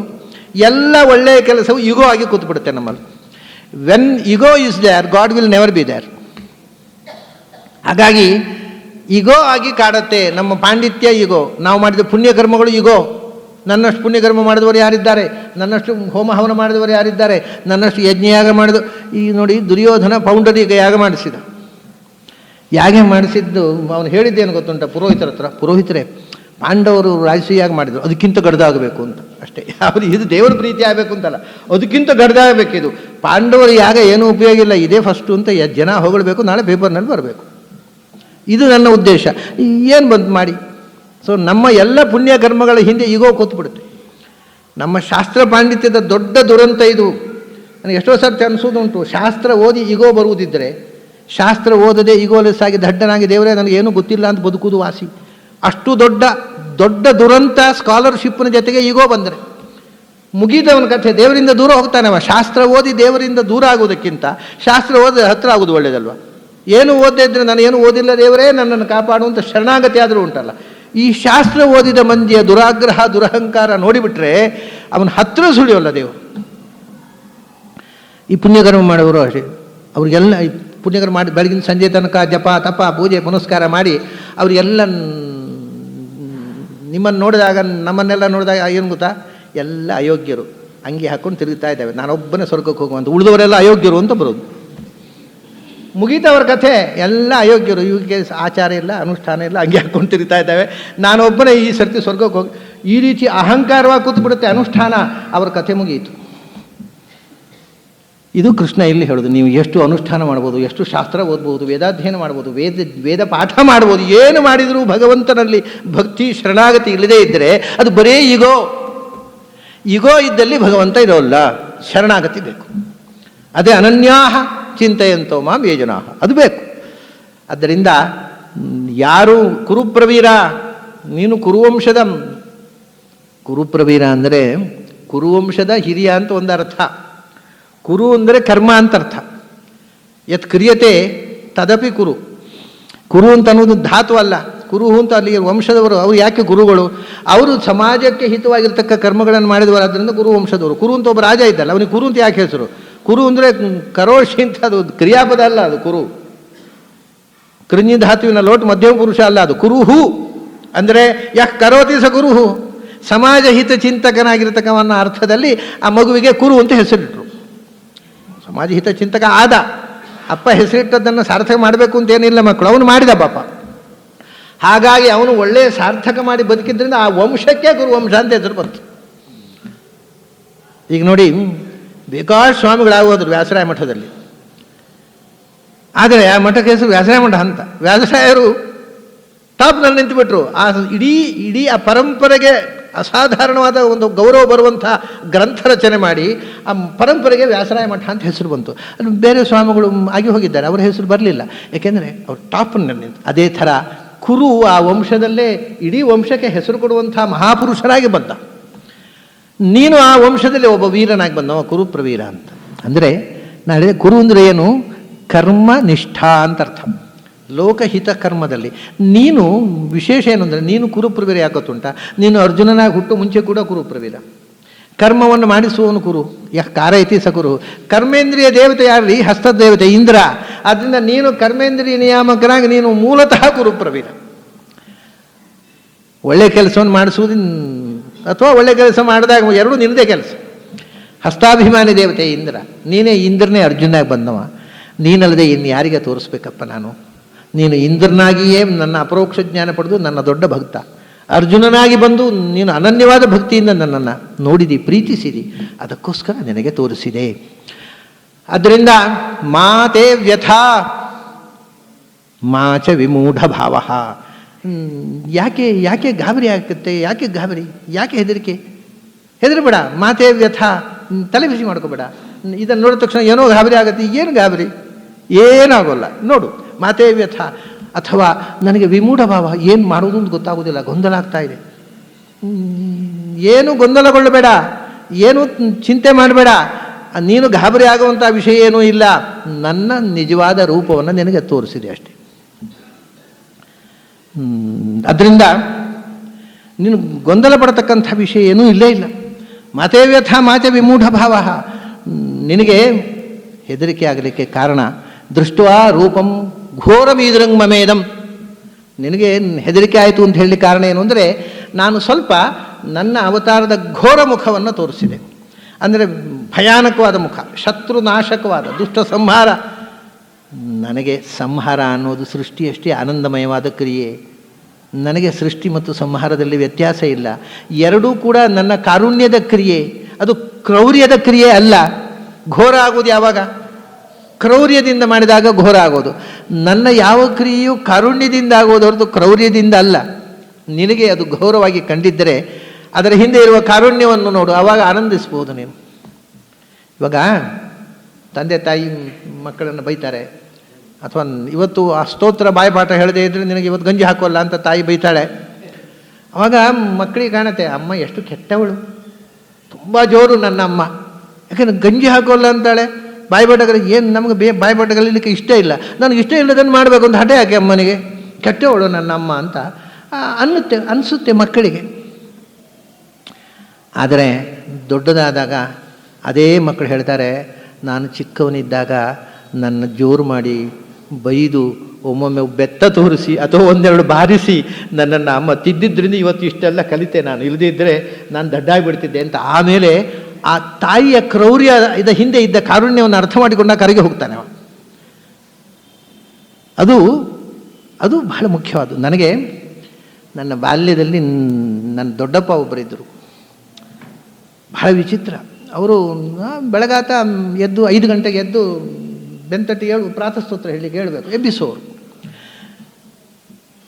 ಅವರು ನಮಗೆ ಎಲ್ಲ ಮಕ್ಕಳ ಹಾಗೆ 5 ಗಂಟೆಯಿಂದ 7 ಗಂಟೆವರೆಗೆ ನಿದ್ರೆ ಮಾಡೋದಲ್ಲೂ ಇಷ್ಟ, ಅವ್ರಿಗೆ ಎಬ್ಬಿಸಬೇಕು ಅಂತ. ಸಿಟ್ಟು ಬರ್ತಿತ್ತು ಅವ್ರ ಮೇಲೆ. ಈ ಮುದುಕರಿಗೆ ಯಾಕೆ ಮಕ್ಕಳ ಸೈಕಾಲಜಿ ಅರ್ಥ ಆಗೋಲ್ಲ. ಈ ದರಿದ್ರ 5 ಗಂಟೆಗೆ ಎದ್ದು ಇವ್ರಿಗೆ ಬೇಕಾದ್ರೆ ನಿದ್ರೆ ಬರೆದಿದ್ದರೆ ಹೇಳಿಕೊಳ್ಳಿ, ನಮ್ಮನ್ನು ಯಾಕೆ ಎಬ್ಸೋದು? ಶಾಪ ಆಗ್ತಿದ್ದೆ ಅವರಿಗೆ. ಅವರು ಬಂದು ಬೆಂತಟ್ಟಿ ಏಳು ಸ್ತೋತ್ರ ಹೇಳು ಮುಖ ನೀರು ಹಾಕುಂಬ. ಸರಿ, ಕಡೆಗೆ ಈ 1 ಸರ್ತಿ ಹೊಡೆದರೆ ಹೇಳ್ತಿರ್ಲಿಲ್ಲ, 2ನೇ ಸರ್ತಿ 3ನೇ ಸರ್ತಿ ಅರ್ಥ ಆಗಲಿಲ್ಲ ನನಗೆ ಹೇಳಿದ್ದು. ಅಷ್ಟಾನು ಇನ್ನೂ ಸ್ವಲ್ಪ ರಗಳೆ ಅಂತ ಮೆಲ್ಲ ಎದ್ದು ಮುಖಕ್ಕೆ ನೀರು ಹಾಕೊಂಡು ಕೂತ್ಕೊಂಡು, ಸರಿ ಬ್ರಾಹ್ಮೇ ಮೂರ್ತಿ ಜೋತ್ಥಾಯ ಹರಿಂಧ್ಯಾಯ ಹರೇ ಕೃಷ್ಣ ಕಣ್ಮುಚ್ಕೊಂಡು ಹೇಳೋದು. ಅವರು ಹೇಳಿಬಿಟ್ಟು ಸಿಟ್ಟು, ಬಹಳ ಸಿಟ್ಟು ಅವ್ರ ಮೇಲೆ. ಈ ಮುದುಕರಿಗೆ ಮಕ್ಕಳ ಸುಖ ದುಃಖ ಗೊತ್ತಿಲ್ಲ, ತಾವು ಹೇಳಿದ ಹಾಗೆ ಮಾಡಬೇಕು ಅಂತ ಹಠ ಮಾಡ್ತಾವೆ ಅಂತ ಸಿಟ್ಟು. ಇಷ್ಟಾದಮೇಲೆ ತಮಾಷೆ ಅಂದರೆ, ನನಗೆ ಈಗಲೂ ನೆನಪಿದೆ, ನಾನು ಅವನು 3-4 ವರ್ಷದ ಮಗು, ಸ್ತೋತ್ರ ಎಲ್ಲ ಹೇಳಿ ಅಷ್ಟೊತ್ತು ನಿರ್ದಯವಾಗಿ ಬೆನ್ನು ಬಾರಿಸಿ ಕೂಡಿಸಿ ಹೇಳಿಸಿ ಸ್ತೋತ್ರ ಎಲ್ಲ ಆದಮೇಲೆ ಮನೆಯಲ್ಲಿ ನಮ್ಮ ತೋಟದಲ್ಲಿ ಮಾವಿನ ಹಣ್ಣು, ಕಸಿ ಮಾವಿನ ಹಣ್ಣಿತ್ತು. ಅದನ್ನು ಮಾವಿನ ಹಣ್ಣು ತಂದರು. ಪಾಪ ಅವರು ಸ್ನಾನ ಮಾಡಿ ಪೂಜೆ ಹೋಗೋರು. ಅದ್ರ ಮುಂಚೆ ಕಾರುಣ್ಯ ನೋಡಿ ಮಾವಿನ ಹಣ್ಣನ್ನು ಎಲ್ಲ ಸಿಪ್ಪೆ ತೆಗೆದರು, ಹೋಳು ಮಾಡಿದರು. ಗೋವಿಂದ ಚಿಲಿಬಾ ಹೋದೆ. ನಾನು ಸ್ತೋತ್ರ ಮಾಡಲಿಕ್ಕೆ ಜೋರು ಮಾಡಿದೆ ಅಂತ ಬೇಸರ ಆಯಿತಾ? ಹೌದು, ಮತ್ತೆ ಬೇಸರ ಆಗದೆ ಇರತ್ತ ಅಂತ ಹೇಳಲಿಲ್ಲ ಮನಸ್ಸಲ್ಲಿ. ಬೇಸರ ಆಯಿತಾ? ಬೇಸರ ಮಾಡಬಾರ್ದಪ್ಪ. ನಾನು ಯಾಕೆ ಎಬ್ಬಿಸಿದೆ, ಯಾಕೆ ಜೋರು ಮಾಡಿದೆ ಅನ್ನೋದು ನಿನಗೆ ಮತ್ತೆ ಗೊತ್ತಾಗುತ್ತೆ. ತಿನ್ನು ಮಾವಿನ ಹಣ್ಣು, ತಿನ್ನು ಮಾವಿನ ಹಣ್ಣು, ಪ್ರೀತಿ ಮಾವಿನ ಹಣ್ಣು ತಿನ್ನಿಸಿ ಬುದ್ಧಿವಾದಿಗಳು ಹೊರಟೋಗುವವರು. ಇವತ್ತು ಒಂದು ಶಾಸ್ತ್ರದ ಸಂಸ್ಕಾರದಲ್ಲಿ ನಾನು ಬೆಳೆದಿದ್ದರೆ ಅದಕ್ಕೆ ಬಾಲ್ಯದಲ್ಲಿ ಅಂಥ ದೊಡ್ಡಪ್ಪ ಇದ್ದದ್ದು ಕಾರಣ, ಅಂಥ ಅಪ್ಪ ಇದ್ದದ್ದು ಕಾರಣ. ಆವಾಗ ಸಿಟ್ಟು ಬಂದಿತ್ತು, ನಾವು ನಿದ್ರೆ ಮಾಡಲಿಕ್ಕೆ ಬಿಡೋಲ್ಲ ಈ ಮುದುಕರು ಅಂತ. ಇದನ್ನು ಕೃಷ್ಣ ಹೇಳ್ತಾನೆ. ಇದು ಘೋರ ಅಂತ ನಿಮಗೆ ಕಾಣುವುದೇನು ಅಂದರೆ ಅದರ ಹಿಂದೆ ಇರುವ ಕಾರುಣ್ಯ ಗೊತ್ತಿಲ್ಲ. ಪ್ರಹ್ಲಾದನಿಗೆ ಗೊತ್ತಿತ್ತು. ಅದರಿಂದ ನರಸಿಂಹನನ್ನು ನೋಡಿ ತೊಡೆಯಲ್ಲಿ ಹೋಗಿ ಕೂತ್ಬಿಟ್ಟ, ಹೆದರದೆ. ಅದರಿಂದ ದೇವರ ಬಗ್ಗೆ ಹೆದರಬಾರದು. ಈ ದೇವರ ಬಗ್ಗೆ ಹೆದರುವುದು ಅಂದರೆ ಹಿರಣ್ಯಕಶಿಪುವಿನ ಅಂಶ ನಮ್ಮಲ್ಲಿ ಉಂಟು ಅಂತ ಅರ್ಥ. ಪ್ರಹ್ಲಾದ ಆಗಬೇಕು ನಾವು. ಆವಾಗ ನಾವು ತಪ್ಪು ಮಾಡಿದ್ರು ದೇವರ ಹತ್ರ ಹೋಗಿ ನಾವು ತಪ್ಪು ಮಾಡಿದ್ದೇನೆ ಕ್ಷಮಿಸು ದೇವ ಅಂತ ಹೇಳುವ ಧೈರ್ಯ ಬರ್ತದೆ. ಹಿರಣ್ಯಕಶಿಪುವಿನ ಹಾಗೆ ಹೆದರಿ ದೂರ ಹೋಗುವುದಲ್ಲ. ಅದರಿಂದ ಕೃಷ್ಣ ಹೇಳ್ತಾನೆ, ದೃಷ್ಟ್ವಾ ರೂಪಂ ಘೋರವೀದೃಕ್, ಇದು ಘೋರ ರೂಪ ಅಂತ ತಿಳ್ಕೊಂಡು ನಿನ್ನ ಹೆದರಿದಿ. ಮಾತೆ ವ್ಯಥ ಮಾಚೆ, ನೀನು ಹಾಗೆ ಗೊಂದಲ ಮಾಡ್ಕೋಬೇಡ, ಹೆದರಬೇಡ. ಯಾಕೆಂದರೆ ಇದು ಘೋರ ರೂಪ ಅಲ್ಲ, ಇದರ ಹಿಂದೆ ಇರುವಂಥದ್ದು ಲೋಕಕಾರುಣ್ಯ. ಶಿಕ್ಷೆ ಕೊಡುವುದು ಕೂಡ ಶಿಕ್ಷೆ ಅಂದರೆ ಅದು ಶಿಕ್ಷಣ ಹೊರತು ಪನಿಷ್ಮೆಂಟ್ ಅಲ್ಲ. ಉಪಾಧ್ಯಾಯರು ಹಿಂದೆ ಶಿಕ್ಷೆ ಕೊಡ್ತಿದ್ರು ಶಾಲೆಯಲ್ಲಿ, ಈಗ ಕೊಡೋಲ್ಲ. ಈಗ ಕೊಟ್ಟರೆ ಕಂಪ್ಲೇಂಟ್ ಮಾಡಿದರೆ ಅವ್ರ ಮೇಲೆ ಕೇಸ್ ಹಾಕ್ಬೋದು ಮಕ್ಕಳು. ಹಿಂದೆ ಒಬ್ಬರು ಮ್ಯಾನೇಜರ್ ಹೇಳ್ತಿದ್ರು, ಬ್ಯಾಂಕ್ ಮ್ಯಾನೇಜರು. ಅವರು ನನ್ನ ಹತ್ರ ಹೇಳೋದು, ನನಗೆ ಮೇಷ್ಟ್ರು ಫುಟ್ ರೂಲರ್ ಹಿಡಿದು ಗಂಟಿಗೆ ಹೊಡಿತಾ ಇದ್ದವರು ಹೇಳೋದು. ಆ ಗಂಟಿಗೆ ಹೊಡೆದ್ರಿಂದ ಇವತ್ತು ಬ್ಯಾಂಕ್ ಮ್ಯಾನೇಜರ್ ಆದ, ಇಲ್ದಿದ್ರೆ ದಡ್ಡ ಆಗ್ತಿದ್ದೆ ಅಂತ ಹೇಳೋರು ಅವರು. ಹಾಗೆ ಮಕ್ಕಳಿಗೆ ಶಿಕ್ಷೆ ದೊಡ್ಡವರು ಕೊಡುವುದರ ಹಿಂದೆ ಇರುವ ಪ್ರೀತಿ ಎಂಥದೋ ಅದೇ ಕಾರುಣ್ಯ ಭಗವಂತನದ್ದು. ಅಂದ ದೃಷ್ಟ್ವಾರೂಪಂ ಘೋರಮೈದರಂಗ್ ಮಮೇದಂ, ಗಾಬರಿ ಆಗಬೇಡ, ಅದರ ಹಿಂದೆ ಕಾರುಣ್ಯ ಇದೆ, ಲೋಕ ಕಾರುಣ್ಯ. ಹಾಗಾಗಿ ಆದರೆ ಒಂದು ನಿನಗೆ ಭಯ ಆಗಿದೆ ಅಂತ ಗೊತ್ತಾಯ್ತು ನನಗೆ. ನೀನೇನು ವ್ಯಪೇತ ಭೀಹಿ ಪ್ರೀತಮನಾಹ ಪುನಸ್ತ್ವಂ ತದೇವೇದಂ ತದೇವ ಇದಂ ರೂಪಂ ಪ್ರಪಶ್ಯಾನ್ ತದೇವ ಮೇ ರೂಪಂ ಇದಂ ಪ್ರಪಶ್ಯ. ಹೇಳಿದಾನೆ, ನೀನು ಗಾಬರಿ ಆದಲ್ವಾ, ಬೇಡ, ನಿನಗೆ ಹೆದರಿಕೆ ಆಗುತ್ತೆ, ನಾನು ಆ ರೂಪವನ್ನು ತೋರಿಸೋಲ್ಲ, ಇನ್ನು ವಿಡ್ರಾ ಮಾಡಿಬಿಡ್ತೇನೆ. ವ್ಯಪೇತ ಭೀಹಿ ಪ್ರೀತಮನಾಹ, ಎಲ್ಲ ಭಯವನ್ನು ಬಿಟ್ಟು ಸಂತೋಷವಾಗಿ ನೋಡು ನಿನ್ನ ಕೃಷ್ಣನನ್ನು.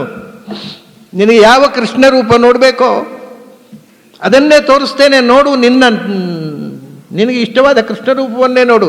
ತದೇವೇದಂ ರೂಪಮಿದಂ. ಇಲ್ಲಿನ ತಮಾಷೆ ಇದೆ ನೋಡಿ, ತದೇವ ಮೇ ರೂಪಮಿದಂ, ಅದೇ ರೂಪ ಇದು ಅಂದ. ಅದೇ ರೂಪ ಇದನ್ನಕ್ಕೆ ಒಂದು ಪನ್ನಿದೆ. ಅದೇ ರೂಪ ಅಂದರೆ ನೀನು ಯಾವುದನ್ನು ನೋಡ್ಲಿಕ್ಕೆ ಬಯಸಿದೆಯೋ ಅದೇ ವಸುದೇವ ಸುತನಾದ ಕೃಷ್ಣನ ರೂಪವನ್ನು ಪ್ರಪಶ್ಯ ನೋಡು. ತದೇವ ಮೇ ರೂಪಮಿದಂ, ಯಾವುದು ವಿಶ್ವರೂಪವೋ ಅದೇ ಕೃಷ್ಣ ರೂಪ, ಬೇರೆ ಅಲ್ಲ. ಆದರೆ ಅದನ್ನು ನೋಡಿದಾಗ ಗಾಬರಿ ಆಯ್ತಿದ್ರು ಇಷ್ಟ ಆಗುತ್ತೆ ನಿನಗೆ. ತದೇವ ಮೇ ರೂಪಮಿದಂ, ಯಾವುದು ನೀನು ಹೆದರಿ ಗಾಬರಿ ಪಟ್ಟೆಯೋ ಆ ವಿಶ್ವರೂಪವೇ ಈ ಕೃಷ್ಣ. ಈ ಕೃಷ್ಣನೇ ವಿಶ್ವರೂಪ, ಬೇರೆ ಅಲ್ಲ. ಆ ರೂಪ ಬೇರೆ, ಈ ರೂಪ ಬೇರೆ ಅಲ್ಲ. ಅದು ಸುಳ್ಳು, ಇದು ಸತ್ಯವಲ್ಲ. ಎರಡೂ ಒಂದೇ ರೂಪ. ಒಂದೇ ರೂಪ, ನೋಡುವ ಕಣ್ಣು ಬೇರೆ, ಆಸ್ಪೆಕ್ಟ್ ಬೇರೆ ಅಷ್ಟೇ. ತದೇವ ಮೇ ರೂಪಮಿದಂ ಪ್ರಪಶ್ಯ. ಪ್ರಪಶ್ಯ ಅಂದರೆ ನಿನ್ನ ಪಕ್ಕದಲ್ಲೇ ನೋಡು. ಎಲ್ಲಿ ಅಂದರೆ ಅಲ್ಲಿ ನೋಡಿದೆ ಅಲ್ವಾ. ಈಗ ಕೃಷ್ಣ ನಿನ್ನ ಪಕ್ಕದಲ್ಲೇ, ನಿನ್ನ ಮುಂದೆ ನೀನು ಕೂತ ರಥದಲ್ಲೇ ಕೂತಿದ್ದ ಕೃಷ್ಣನನ್ನು ನೋಡು ಅಂತ ಹೇಳಿ ಧೈರ್ಯ ತುಂಬಿದ ಕೃಷ್ಣ. ಇತ್ಯರ್ಜುನಂ ವಾಸುದೇವಸ್ತಥೋಕ್ತ್ವ. ವಾಸುದೇವ ನೋಡಿ, ಒಂದೊಂದು ಶಬ್ದಗಳನ್ನು ಪ್ರಯೋಗಿಸ್ತಾರೆ ವ್ಯಾಸರು. ಭಗವದ್ಗೀತೆಯನ್ನು ಎಷ್ಟು ಸರ್ತಿ ಓದಿದರೂ ಅದನ್ನು ಹೊಸ್ತಾ ಕಾಣ್ತಾ ಇರುತ್ತೆ. ಪ್ರತಿ ಸರ್ತಿಯೂ ಏನೋ ಒಂದು ಹೊಸ್ತು, ಅದನ್ನು ಸ್ಟೇಲ್ ಆಗೋದೇ ಇಲ್ಲ. ವಾಸುದೇವ ಅಂತ ಹೆದರು. ವಾಸು ಅಂದರೆ ಹೊಸ ಆಚ್ಛಾದನೆ ಅಂತ, ಮುಚ್ಚಿಕೊಳ್ಳುವವ. ದೇವ ಅಂದರೆ ದಿವದ್ಯುತ ಅಂತ, ಬಿಚ್ಚಿಕೊಳ್ಳುವವ ಅಂತ.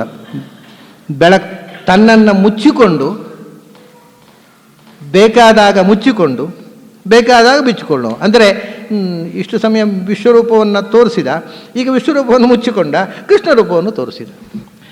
ಯಾವುದನ್ನು ಮುಚ್ಚಿಕೋಬೇಕೋ ಯಾವುದು, ಹಾಗೆ ಸಂಸಾರದಲ್ಲಿ ತನ್ನನ್ನು ಮುಚ್ಚಿಕೊಂಡು ಮೋಕ್ಷದಲ್ಲಿ ಬಿಚ್ಚಿಕೊಳ್ಳುವ. ಅದು ವಾಸುದೇವ ಅಂತ. ಮೊದಲು ಆತ್ಮಾನಂ ವಾಸಯತಿ ವಸ್ತೇವ ಆಚ್ಛಾದಯತಿ. ಮೊದಲು ಮುಚ್ಚಿಕೋತಾನೆ ನಮ್ಮ ಮುಂದೆ, ಮತ್ತೊಮ್ಮೆ ಬೇಕು ಅಂದರೆ ಬಿಚ್ಚಿಕೋತಾನೆ. ಅಂಥ ವಾಸುದೇವ. ವಸುದೇವನ ಮಗ ಅದು ಹೌದು, ನೀವು ಯಾವ ಅರ್ಥ ತಗೊಂಡ್ರೂ ಹೌದು. ವಸುದೇವನ ಮಗ ವಾಸುದೇವ. ವಸುದೇವ ಅಂದರೆ ನಮ್ಮ ಒಳಗೆ ಬೆಳಕು ತುಂಬುವ ಸಂಪತ್ತು. ಯಾವುದು ಅಂದರೆ ನಮ್ಮ ಮನಸ್ಸೇ. ಸತ್ವವನ್ನು ಗ್ರಹಣ ಮಾಡ್ತಕ್ಕಂಥ ಶುದ್ಧ ಸತ್ವಾತ್ಮಕವಾದ ನಮ್ಮ ಅಂತಃಕರಣವೇ ವಸುದೇವ. ಅದರಲ್ಲಿ ಕಾಣಿಸಿಕೊಳ್ಳುವನು ವಾಸುದೇವ. ಶುದ್ಧ ಮನಸ್ಸಿನಿಂದ ಕಂಡವರಿಗೆ ಕಾಣಿಸಿಕೊಳ್ಳುತ್ತಾನೆ. ಅಂಥ ವಾಸುದೇವ ಉಕ್ತ್ವ ತಥಾ, ಏನು ಹೇಳಿದ್ನೋ ಹಾಗೆ ಮಾಡಿ ತೋರಿಸಿದಂತೆ. ತಥೋಕ್ತ್ವ ಏನು ಮಾಡಿದ? ಸ್ವಕಂ ರೂಪಂ ದರ್ಶಯಾಮಾಸ ಭೂಯಃ. ಸ್ವಕಂ ರೂಪಂ ದರ್ಶಯಾಮಾಸ ಭೂಯಃ. ತನ್ನ ಇದು ನೋಡಿ ಮತ್ತೆ ಬಂತು, ತನ್ನ ರೂಪ. ಅದನ್ನು ತನ್ನ ರೂಪ ಅಲ್ವ ತೋರಿಸಿದ್ದು ಮೊದಲು. ಸ್ವಕಂ ರೂಪಂ. ಸ್ವಕಂ ಅಂದರೆ ತನ್ನ ರೂಪ. ಅಂದರೆ ಅದಕ್ಕೆ ಆಚಾರ್ಯರು ಬರೆದರು, ಸ್ವವತ್ ಕ್ರಿಯತೆ ಇತಿ ಸ್ವಕಂ ಅಂತ. ಅದು ಕೃಷ್ಣನ ರೂಪ ಅಂತ ಎಲ್ಲರಿಗೂ ಕಾಣುತ್ತೆ. ಇದು ಕೃಷ್ಣನ ರೂಪ ಅಂತ ಎಲ್ಲರಿಗೂ ಗೊತ್ತಾಗುವುದಿಲ್ಲ. ಎಲ್ಲರಿಗೂ ತನ್ನದು ಅಂತ ಕಾಣಿಸಿಕೊಳ್ಳುವ ರೂಪ ಸ್ವಕರೂಪ.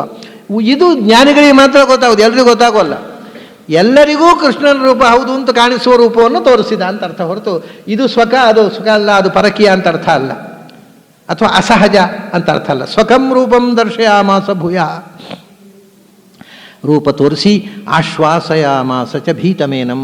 ಗಾಬರಿಯಾಗಿದ್ದಂಥ ಅರ್ಜುನಿಗೆ ಧೈರ್ಯ ತುಂಬಿದ. ಆಶ್ವಾಸಯಾಮಾಸ ಚ ಭೀತಮೇನಂ. ಹೇಗೆ? ಭೂತ್ವಾ ಪುನಃ ಸೌಮ್ಯ ವಪುರ್ ಮಹಾತ್ಮ. ಮತ್ತೆ ಸೌಮ್ಯ ಸ್ವರೂಪವನ್ನು ತಾಳಿ ನಗ್ತಾ ನಿಂತುಬಿಟ್ಟ ಕೃಷ್ಣನಾಗಿ. ಇಷ್ಟ ತನಕ ನೋಡಿದ್ದೆಲ್ಲವೂ ಕನಸೋ ಎನ್ನುವ ಹಾಗೆ ಏನೂ ಇಲ್ಲ, ಯಾವ ದೃಶ್ಯವೂ ಇಲ್ಲ.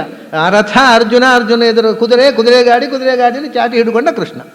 ಸೌಮ್ಯ ವಪು ನಗ್ತಾ ಕೂತು ಬಿಟ್ಟಿದ್ದಾರೆ ಆನಂದವಾಗಿ, ಏನೂ ನಡೆಯದ ಹಾಗೆ. ಅರ್ಜುನನಿಗೆ ಒಮ್ಮೆ ಅಯ್ಯಪ್ಪ ನಾರ್ಮಲ್ಸಿಗೆ ಬಂತು ಅಂತ, ಕಂಡೀಷನ್ನು ನಾರ್ಮಲ್ಸಿಗೆ ಬಂತು. ಒಮ್ಮೆಗೆ ಕೃಷ್ಣ, ನನ್ನ ಕೃಷ್ಣ ನನ್ನ ಎದುರು ಬಂದು ನಿಂತ. ನನ್ನ ಕೃಷ್ಣ ಕೈತಪ್ಪಿ ಹೋದ ಅಂತ ತಿಳ್ಕೊಂಡಿದ್ದೆ, ನನ್ನ ಕೃಷ್ಣ ನನಗೆ ಸಿಕ್ಕಿದ ಅಂತ ಸಂತೋಷಪಟ್ಟು ಆ ಕೃಷ್ಣನಿಗೆ ಅಭಿವಂದಿಸಿ ಮತ್ತೆ ಅರ್ಜುನ ಮಾತಾಡ್ತಾನೆ. ಅರ್ಜುನ ಮಾತಾಡಿದ ಮೇಲೆ ಕೃಷ್ಣ ಉಪಸಂಹಾರ ಮಾಡ್ತಾನೆ. ಇನ್ನೂ 11ನೇ ಅಧ್ಯಾಯದಲ್ಲಿ ಕೃಷ್ಣನ ಮಾತು, ಅರ್ಜುನನ ಮಾತು ಇದೆ. ಅದನ್ನು ನಾಳೆ, ಈ ಬಾರಿಯ ಕೊನೆ ದಿವಸ ಆ ಮಾತಿನ ವಿವರ ನೋಡೋಣ.